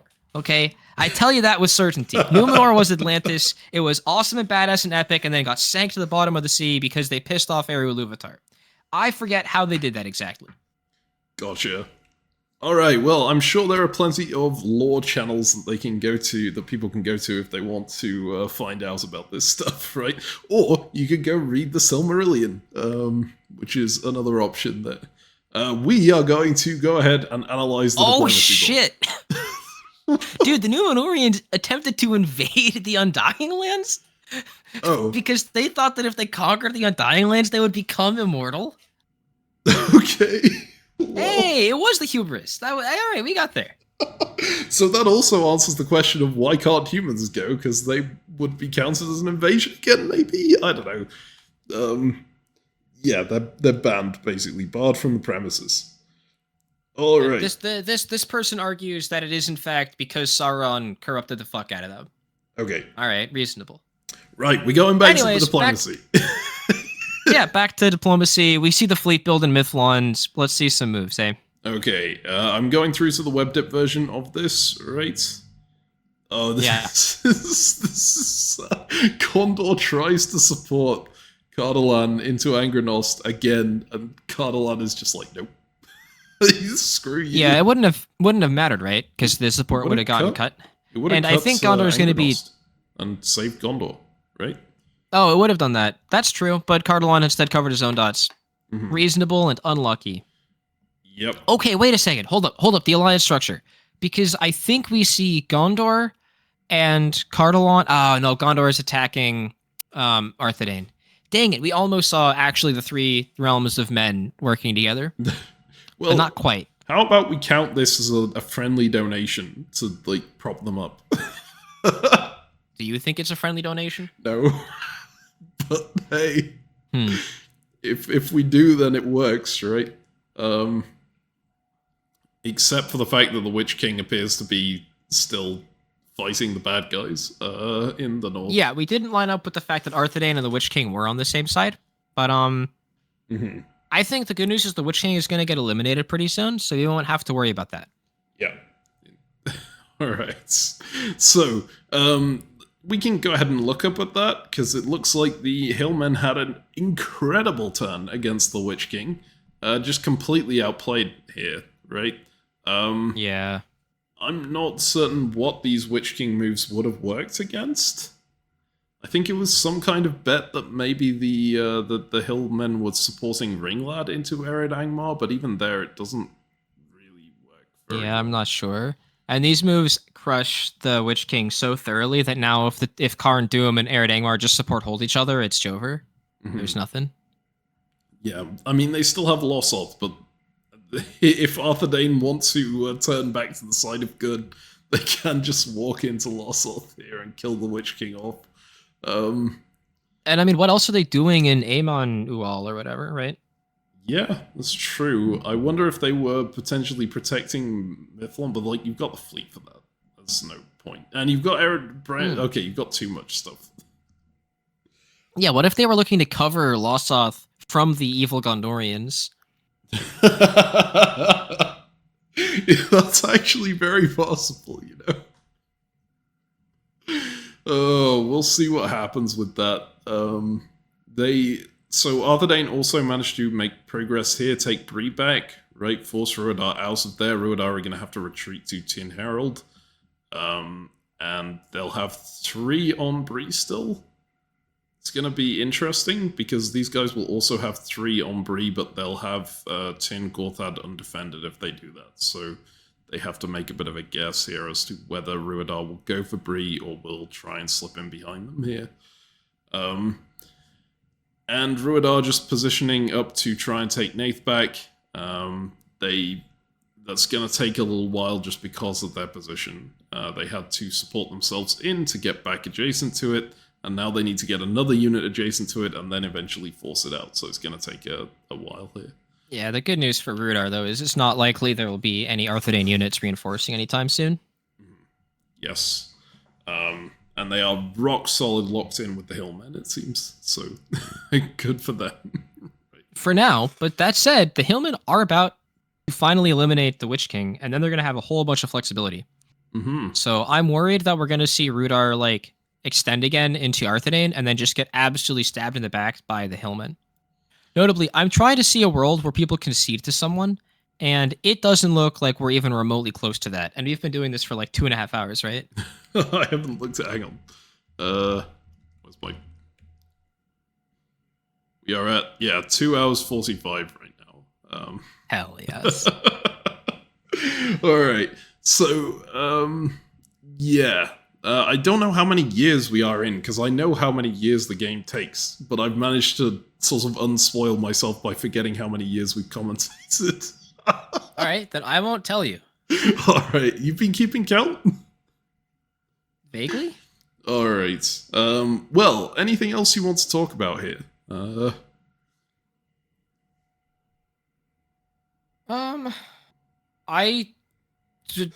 think we're fine. All right. Well, we'll see whether Arthedain and Cardolan, now that they're working together, can start becoming the good guys. All right. So there was a retreat to Amon Hen over here, and then we go straight to the 4 moves. So this is backstabber version. We will move to web dip version here. So again, units in resulting positions. Witch-King stays alive! Gets dotted for Losoth, but manages to slip into Eminwaith at the same time. Ooh. Nice. No man can kill me! Yeah, and I mean, that's a brutal one to take, because that is a core, so it's keeping the Hillman building only 1 for a minute. Mm-hmm. Would they have been able to build 2 otherwise? They just took the 2 and lost 1, right? So yeah, it would have been the same either way. But like even next year, even if things go well, they can't build more. Mm-hmm. And I think there's a solid chance for the Hillman that next year does go well, and that they could potentially build 2. Yeah. Right? But not anymore. And then for Arthedain, I think this went really well, right? Oh, never mind. Nope, Hold up. nope. Sorry, they lost. Oops. Whoops. Cardolan, they've decided, nope, I'm not on the side of Arthedain. I am going to go and I'm going to make back up with the wild men and go in on them. Yeah, but notably, the wild men like don't attack Cardolan directly with this. Oh, and they cover up all of their cores. Wait, hold up. Did they have a build? The wild men are on 6, right? But they only have 5 units. Yeah. Ouch. And now they can't build? That is true. Okay. Alright, so yeah, Wild Men and Cardolan seem to have pieced out again. Okay, but if you're the Wild Men, you definitely do something different than this, right? You at least let yourself build, surely. Yeah. I would be and then when you build, right? Oh. Don't we just like march all of our armies west and have one of these beautiful lines that just completely crushes? Yes. Yeah, okay. And like also surely from this position, looking at what Gondor was doing there and the fact that Cardolan never took their support, you can go to Gondor and say, hey, please, let's just kill him, please. yeah, dude. It's like here's the thing. Just disband your army. I can't take Gondor. I literally can't hurt you. Just send your fleet, move it into that port, into that one, the best sea province on the board, right? The one that borders 3 dots. Yeah. Just put it there and just laugh at Cardolan. Mock them for doing this to you. Mm-hmm. Well, we'll see whether they can do that. But they decided to walk back out. Like, so I assume that they are trying to peace out Cardolan. Unless this is a feint, right? Look, this does look like they're trying to peace out Cardolan, I agree. But they've got nowhere else to go. So... Yeah. Yeah. We'll see how it turns out. And then up here, Rhudaur are just getting in position to take Nath and Bree. They don't manage to take Bree because they're busy supporting Cardolan into Iron Gorthad. But it's generally just looking like a really bad turn for Arthedain. Yeah. They do take Losoth, so they're not disbanding, I think. But yeah, they only lose... In fact, are they building? Because they didn't own Bree before, right? I think they gained 2 dots and lost 1. Yeah, that's correct. So they do get to build, actually. What should be another fleet? Yeah. Alright. Anything else you want to say about this, or shall we move ahead? I mean, just like exciting phase, right? We're seeing lots of building. We're seeing the Witch-King of Angmar finally go down. So 1 win for the good guys. I mean, yeah. All right. Do you think the Wild Men are actually going to attack Cardolan? I don't know, because like, I don't see why they would do this if they were going to, but they've got nowhere else to go. Yeah, are they gonna charge north up here? This doesn't make any sense. If that just doesn't really work very well. I would certainly go in on Cardolan as them, and I think, yeah, I would put a bet that they will go on Cardolan, despite this. But yeah, Sounds good. let's go ahead and see. Get the retreats. Gondor blow up their fleet. No retreating to Belager and then going to Felias Eredor. They are keeping this unit on the board. And then through to the builds. We have 2 Witch King units blowing up. They're just keeping the one in the dot. That makes sense. Rhudaur has to disband. Why did they have to? Oh, they lost Bree. Ooh. I don't know that I like disbanding Amon Sul here. I would take off Pieglo or Tyr Herald, because now they're going to have to cover Amon Sul with one of these units instead of trying to advance on anything. But yeah. Yeah, I agree. I think Amon Sul was a good unit to keep on the board. And like, a lot of their other keeps are good. Rhudaur and Arthrad Brunan. You may as well keep the ones that are going to get a dot, right? But these ones up here, one of them should have come off. Yeah. And then what do the Hillmen do from here? Right? Do they collapse on Rhudaur, or do they push west into Arthedain? Now, see, purely from a I want supply centers point of view, collapsing on Rhudaur makes a lot of sense, right? You just you get quite a lot out of doing that, I think. But the way these 2 players have played this game, I think they're rock solid. And I think they will stick together. My bet would be that they go towards Arthedain. No? Plus, Arthedain was so annoying. Yes. Like, if you were the Wild Men or the Hillmen, right? Surely you want to see Arthedain crushed for that army that's been obnoxious the entire game, right? Yeah. I mean, also, as the Wild Men, you'd be like, I did all the work to try and kill the Witch King up here, right? And then these humans over here, this like Arnor kingdom, try and run in at the last second and say, no, I was the hero who killed him. No way. You're going down because of that. Yeah. I think that's very reasonable. Plus, it's lore accurate, and then we can actually finally get our alliance of men against the alliances of the evil men. Well, apart from the fact that that Cardolan is currently attacking Arthedain, but let's... Assuming the wild men attack Cardolan, then Cardolan won't attack Arthedain. Yes. All right, shall we go ahead and see?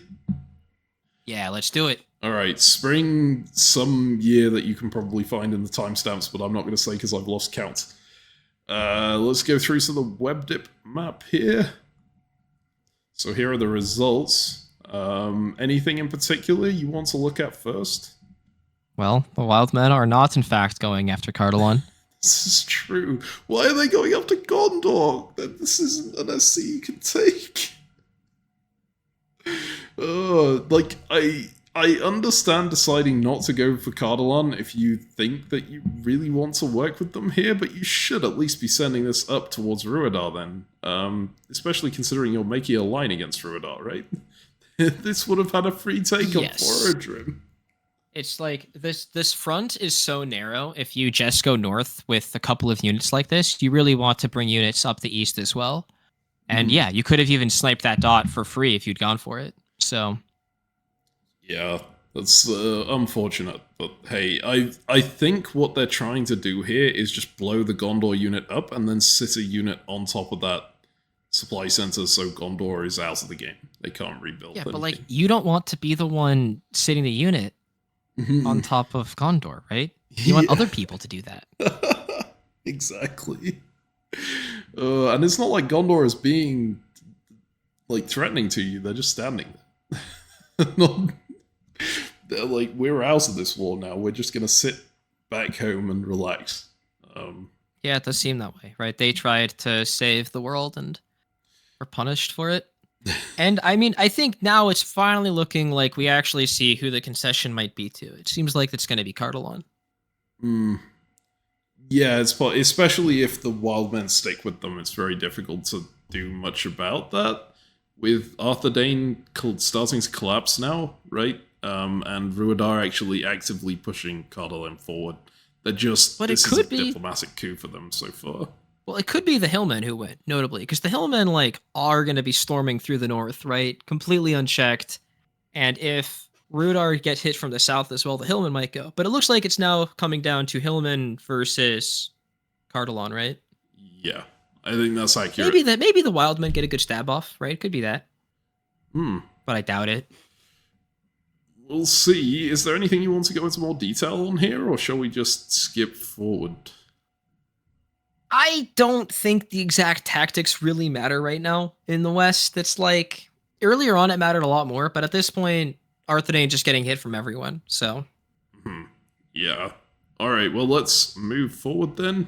We'll see the retreats here. We get Rhudaur going back into Amon's Soul, and the Witch-King going off into Tianfuer. It's probably the last turn that the Witch-King will be alive for. The Hillmen are finally going to get their successful kill. Alright, on to Fall. So, these are the backstabber style moves. And we do see the forcing of Gondor there, even though they're not going to be able to take it. and then Gondor got disbanded, sure. We haven't actually seen the retreats yet. This just means... Oh, sorry. My bad, I saw the star and thought that was disband. Okay, I'm surprised it's neutralized. I thought that it stays Gondorian, but maybe I'm mistaken on that. Alright, oh! No man can kill me! Cardolan! Cardolan support the Witch-King into Fornos to keep him alive. Oh my god. We know who the real villains of this are now, right? The evil faction is keeping the Witch-King alive.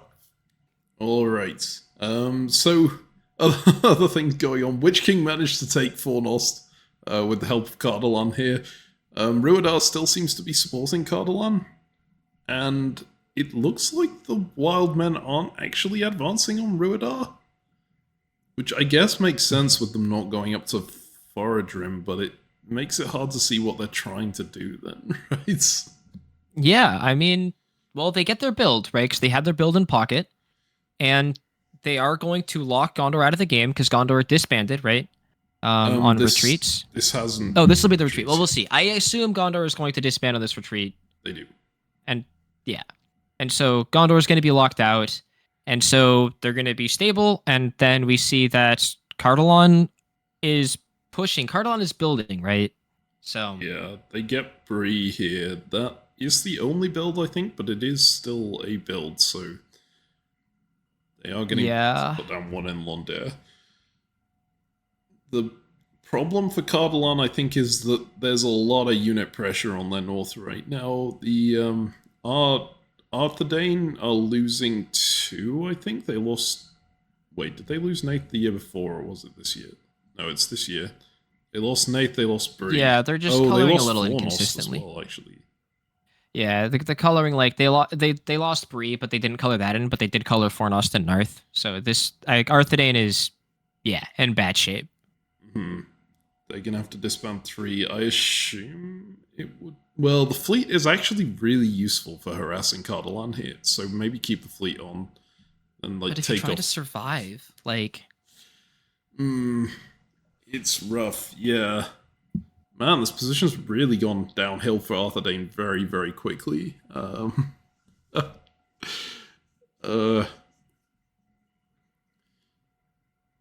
but yeah, at least they didn't lose anything to the Hillmen at this point, but the Hillmen are coming forward very quickly indeed, and Rhudaur still don't look to be attacking them. They are moving back up to Rhudaur again, but it seems likely they'll just go through. Anything more you want to say about this, or shall we just move forward to see what happens? I mean, just like these alliance structures for a second, right? So the Hillmen in the north, this makes sense, right? They have an ally to the south. They're going to keep growing. Okay, this just works. But for, let's say, Rhudaur, how are they going to benefit if they stick to this stable alliance working with Cardolan? Like, what are they going to do next? They can't do anything next, but I feel like they won't actually care that much, given how the game has gone thus far.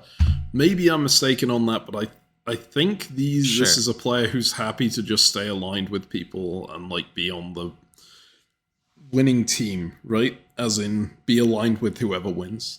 It might be too early to call that, but yeah. That does happen sometimes. Yeah, I could see that. That makes some sense. And that could also explain a like early concession where it's not like someone's actually going to win necessarily, but like this is stable and then we're just done. So, yeah. Shall we move it forward then? Yeah, let's do it. All right. So going into builds here. Bam, bam, bam. 3 gone from Arthedain. Ouch. Gondor's unit, of course, is gone, so Gondor is completely out now. And assuming the army stays on Gondor forever, right? Well, yeah, I don't know. Maybe it is the case that if you take Gondor, it changes to be neutral. I didn't think that was the case from what I talked about with the GM, but it does look like it's done that. So maybe that is what it looks like. I can get some clarification from the GM and put it in the description if there's an error, right? So we have an army build from the Wildmen here, an army build from from Cardolan, and army build from the Hillmen up here, and Arthedain not looking too hot. Yeah, it's an odd thing to disband the 3 armies that are on the front against Cardolan, but also keeping the fleet, which is mostly to annoy Cardolan. Yeah, I like keeping the fleet. I think it's going to tie down a lot of Cardolan units, make it more appealing for the Wildmen to stab Cardolan, which is your best chance of survival here.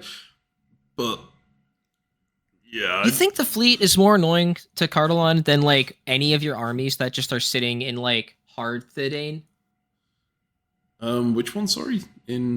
Like, just have one of units. Keep your unit in Tran, for example, instead of your fleet, and just move that fleet to Arthedain.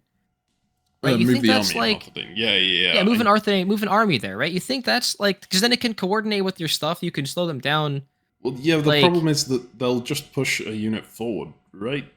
Whereas, and like I have retreats and like I'm supporting and can cut and coordinate with my units. This fleet is going to be completely uncoordinated. Like at best, it takes like Endwaith or something. It takes like one of these dots, and then it doesn't do anything else.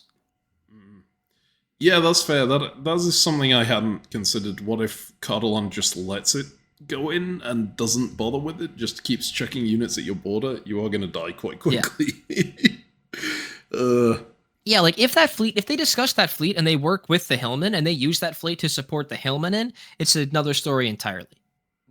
Then the fleet makes a shit ton of sense. That's just this like, Uber, I am going to give Hillmen everything that you have. It's like if you're... I don't know. Italy attacking Austria and Turkey's in the Black Sea, just like putting you in Bulgaria and Romania and stuff. It's like really nice. Yes. Yeah, these are the Wildmen, notably, not the Hillmen. But that's something that I've gotten confused a lot during the game as well. But yeah, we'll see whether they can coordinate it then. Shall we go ahead to see the moves? Yeah, let's do it. Let's do some moves. All right. Here's the spring moves. It looks like it's gone straight to web dip style. Yeah, okay. So we have just like onslaught from Cardolan going forward here. Oh, and there's a Rhudaur NMR. Rhudaur and Oh man! And the wild men make their move on Rhudaur at the same time, right? Pushing into Loeg Ningloron. That's only going to be to grab this, and it's free to grab because there's nothing adjacent. I think even if Rhudaur had entered orders, they probably it's unlikely they wouldn't have covered. Yeah. So good timing from them on making this move. I don't think it's going to get much else, but it is going to get them a dot. Right. We do see this unit uncovering Gondor, so we will see whether that gets rebuilt in, but I think it's probably just neutral for the game now. Based on the color, I mean, also Gondor could just wave, right? Yeah, that's true.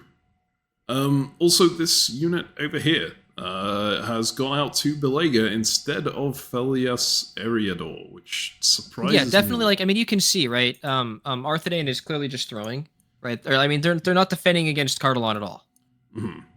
Yes. Is this the web dip version? It looks like it's a hybrid version, because I think this unit should be in Gondor, right? It looks like it's dislodged that and gone through. It just hasn't been. Unless there was a misorder on one of the supports. I'm just gonna check. Okay, well, yeah, okay, they do get in. It looks like. Yeah, I think it was just the hybrid. They messed up the one order, but they got some of the other units in. But basically, I think every other unit worked except for that one. Yes. All right. So it looks like everything's coming up Cardolan for the most part, right? I mean, yeah, Wildmen didn't stab. They're getting too. everything out of Arthedain, and then Cardolan's even getting to keep their army in the south as just a buffer, which will also be a nice position to move against Wildmen when the time comes, if needed. Like, yeah. Yeah, just really good. Of course, the Hillmen are still doing very well, but it looks like the Hillmen are going to be the sole holdout against this alliance right here. And Cardolan in particular, if Arthedain is just going all in against Hillmen, they're going to take so many dots so fast. Yeah, but like, I mean, even if they're not, at this point, right, Cardolan is surely going to get, like, even if they don't take 2 centers off of Arthedain this year, they're going to position to take 2 off of them next year. And like, no, it's just, this is completely, like, Cardolan is going to get a whole lot from Arthedain, even if Arthedain defends at this point. Yeah, all right, well, Shall we just skip ahead to see what happens in the fall? Well, did I say skip ahead? Just move ahead. I mean, let's see the retreat, right? But oh yes, they're into M and Uriel, so they're kind of positioned to defend themselves. They could put the fleet back into Ered Luin to block this, but I don't think they're likely to. It just looks like they're like, okay, I'm done. Yeah. So let's go forward to fall then. Did we have the Witch-King blow up? No, Witch-King got supported into Nenuiel. Okay.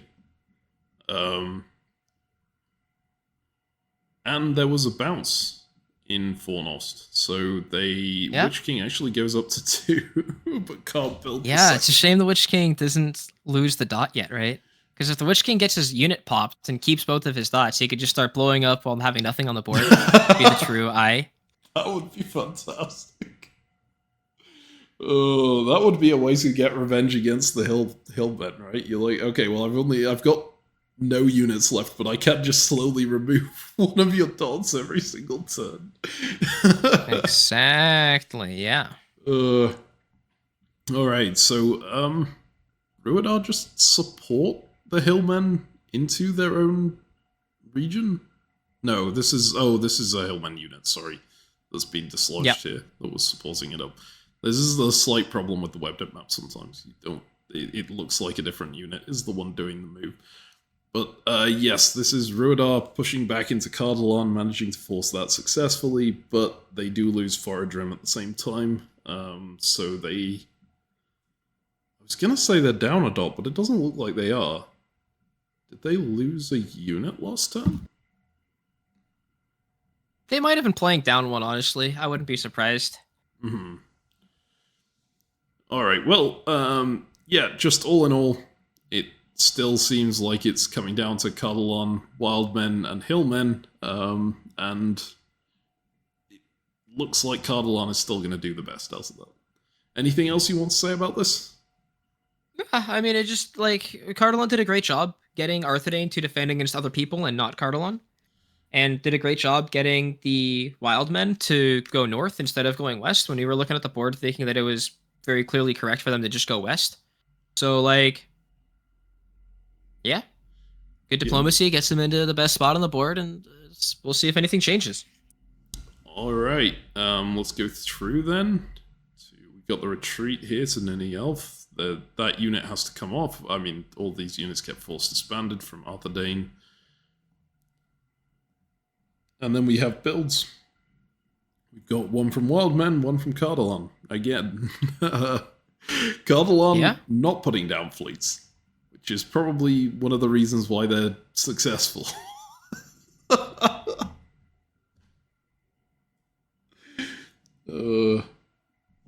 Yeah, I don't know. I mean, like, I want to see some moves like this one. This one looks like it's all nice and dusted.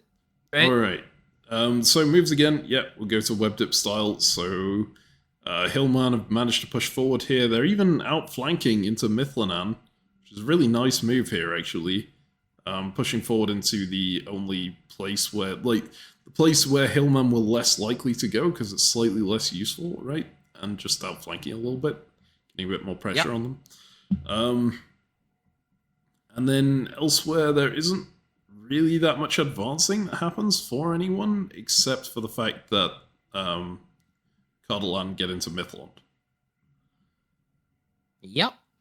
I mean, I like the convoy. It would have been a really cool convoy as well, and like, I think 90% of Hill players don't cover forward weight there, right? Because it's like not something you notice. Nah, that convoy was telegraphed to shit, dude. What else is the fleet doing there? Okay, yeah, fair enough. Like, I think maybe a lot. I just think you have to cover it because, like, come on. But like, it could have built just... the fleet. They've been moving that fleet north. The fleet's done nothing the entire game, and they want to justify building that fleet. And what can the fleet do? Well, it can convoy. It could also have supported Lossoth into Khan Dum, which actually would have worked against this order set, right? Yeah, that's true. Yeah, that's true. That's a reasonable thing for it to have done. Mm-hmm. So maybe they're right. And it was it is a guess, actually. You know what? That's reasonable. I didn't actually think about the fact that the fleet could have supported into Carndum. I was just thinking, oh yeah, of course this thing convoys every time. I mean, the convoy is so much cooler, right? It's like, yeah. Okay. If only it were a convoy swap, then we'd be real talking. Mm-hmm. But yeah, I would also like to note, Witch-King of Angmar supports Cardolan forward and protects the SC again from the hillmen. So, still a bounce there, no one else taking it right now. And yeah, but just generally, things looking really good for the Southern Powers here, right? They are making progress, the Northern Powers are not. Yeah, I mean, they got Arthedain. Like, Arthedain could choose which side was going to advance and which side wasn't, right? And I give Cardolan the credit for getting Arthedain to defend against the north and not the south. Yes. Shall we move to fall? Is this fall? Yeah. Yeah, this was spring, right? There we go. Fall. Oh, and this time they do guess wrong up here. Lossoth just getting supported in, no more fancy convoy. And it works. The Arthedain get in, the hillmen guess incorrectly, cover for odd waith, and lose Carndum.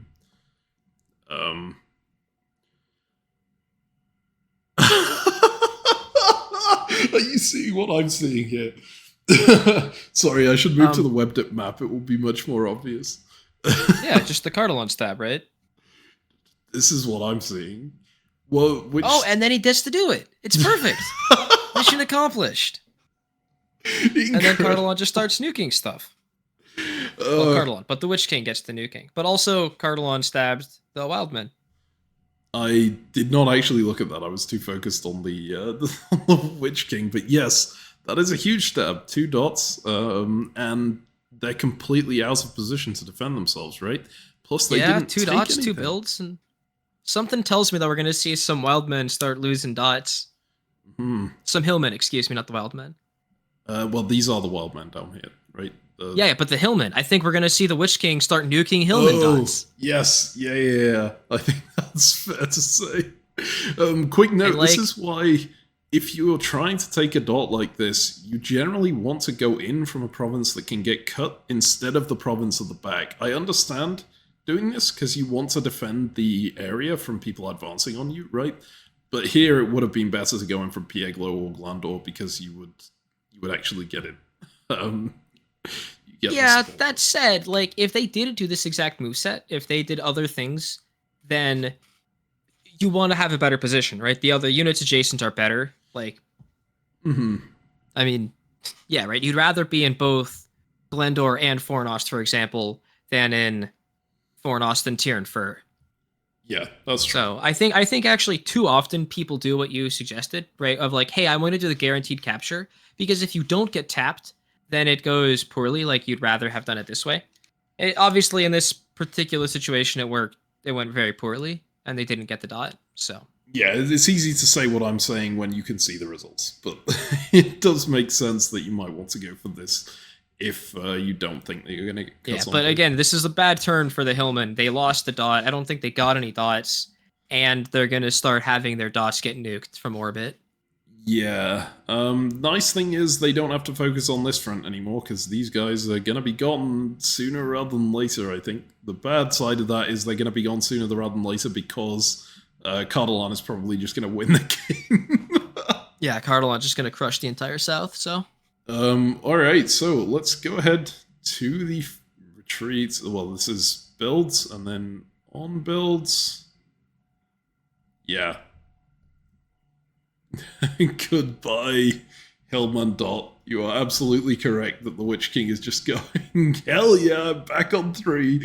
You should have killed me while I had the chance. Well, you had the chance. Well, technically, I guess the Hillmen have been trying to kill them the entire game long, but like now they lose their dot as a result of it, and it's a home. And it's just that is so crippling, right? They can only ever build one forever, and they're just like they just lost the dot forever. They're gonna be one smaller for the entire rest of the game. That is so big. Yeah. It is nice that it happens after build so that you don't have to disband 2 units on this phase, right? They only had to disband 1. But they're going into the next year with a disband. They have to gain something to not disband something there. So yep. And something tells me that this is not the last time we'll see that happen. Oh boy. Alright. So yeah, we see the disbands here in the north from the wild men. Makes sense. You want to like do everything you can against the person who stabs you, right? So I think we're gonna see a board-wide coalition of like Rhudaur. Oh wait, is this the actual? That ends up being the actual set of allies finally, right? Hillmen, Rhudaur, Wildmen. There's a Witch King sized elephant in the room. Yeah, the Witch King has taken the side of Arthedain and Cardolan, but yeah, which makes it a little worse. But but it's as close to canon as we're gonna get, I think. Yeah, I mean, the Witch King might get exterminated at some point, but who knows? All right, shall we go into the spring? Yeah, let's do it. All right, spring moves. Here, let's go to WebDip version. So, my God, dude, they did it again. The Witch King is never. It's gonna do this forever. Wait, so now the way that this has worked out now, the Cardolan can just keep the Witch King on 3 dots forever. No one else is gonna be okay. So Arthedain could come back and dot them in. Yeah, but Arthedain's not. Arthedain wants to see the Hillmen get wrecked, I assume. Yeah, based on everything else that's going on. So now Witch King is gonna be kept alive forever. I think now it relates to that story of the ring pretty well, right? It's like, go toss it into to kill the Witch King, destroy it. No. This is totally fine. He's fighting my enemies. And meanwhile, I've got no problems. Like, this is the greatest vassal to have ever. Because you can take 3 dots whenever you want, and they don't have 3 units to defend, right? Because normally if you give your vassal 3 dots, they are now strong, and it's scary. But not the case here. They're doing everything you want, and they have a huge impact on the board. That's entirely what you wanted to do, and if they do anything else, you just eliminate them. But like, they have a grudge, and they're gonna keep targeting. No, I think this is the dream. All right, well, yeah, that is what's going on with the Witch King. See, Cardolan is grabbing another DOS off Arthedain here, which might make Arthedain die, but I think Arthedain might survive on Lossoth here. Given the position, they can try and pull Cardolan back. And the only real way that Hillman can counter that is pulling Lossoth into Cardolan, which then also loses Lossoth, right? That means that Arthedain keep that dot. Rhudaur are not entering orders, it looks like, on this phase. So yeah, that's which is also sad. Yeah, it's unfortunate, but also I don't know that they could do that much if they're trying to stick with their allies here. Assuming they are allied. Yeah, but they can just make progress, right? Like, if they tapped Bree, for example, then the Hillmen get into Fornost. Oh, that is. If they just moved forward, they would be in position to take Bree next in the fall, right? Like, it's very significant, right? Like, if they were here to fight, they absolutely could, but they're not, and that helps get people to concede, right? Like, yeah. All right. And then I mean, the wild men make a bit of progress. They get back into Ninelf, right? And they're not going to lose that again. But at the same time, they lose Tharg Landwind. And there are a lot of units bearing in on their south here against the one unit that's there to defend it. It's a bit painful. All right. Shall we move to the next phase? Yeah, I think, yeah, we can go kind of fast, but I'm down. Let's go next. Okay, here we go. Let's move to WebDip version. Rhudaur come back to get Forager. I mean, fair. Maybe it was a sub. Before, right? This looks to me like someone subbed in. Yeah, very possibly. It's oddly aggressive for this player. Yeah, and also it's going to leave a retreat open. Like, they just stabbed the Wildmen, right? But then they forced this unit to retreat, which is now going to go into a dot. Yes. Oh, and actually, that stab loses the Wildman Ninelf as well. Ouch. Yep. Not very good balance of power play here, guys. you gotta guys against the I mean, look, there's balance of power and there's balance of power, and this is just not good. But whatever, game's over anyways. We can go next, and hopefully this is when the concession happens, because I don't think we need to see this go out another year. Okay. This was fun. We can't see another blow up dot, I assume. Well, let's see. The Witch King is fun. Builds here. There is another blow up dot. It's this one. Surprising, but okay. Choice. Oh, I guess it looks like the Hillmen got a build. They didn't retreat to Syrup Fawn. Yeah, they just disbanded it, I guess. They're trying to make peace. Okay, whatever. I mean, reasonable, right? Like, the Wildmen are doing their best to stop the person who stabbed them from winning. And they know that if they get dragged down into a war with Rhudaur, it's over. But yeah, I am really surprised, actually, that the Witch King blew up that dot. And I assume that's what Cardolan wanted. But I would have assumed you wanted that to just blow up more dots in the north. Just keep on nuking the Hillmen. Yeah, that was my thinking too, primarily because, like, this one is one that Cardolan can get fairly... Not immediately, right? But fairly soon. Like, within 2 years. Yeah. Whereas these, they're never getting through to. Seems tough, yeah.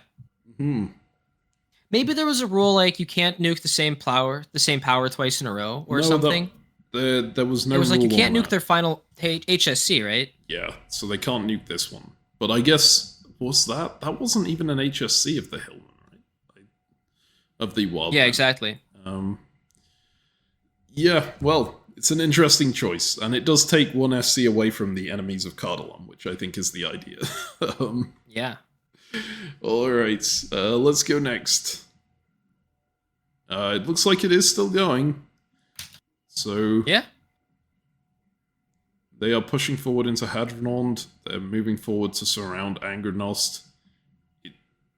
Oh, and they stab the Witch King at the same time.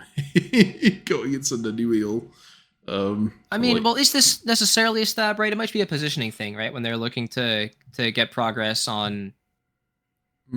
Right, they might just support themselves through. Yes, I guess that makes sense.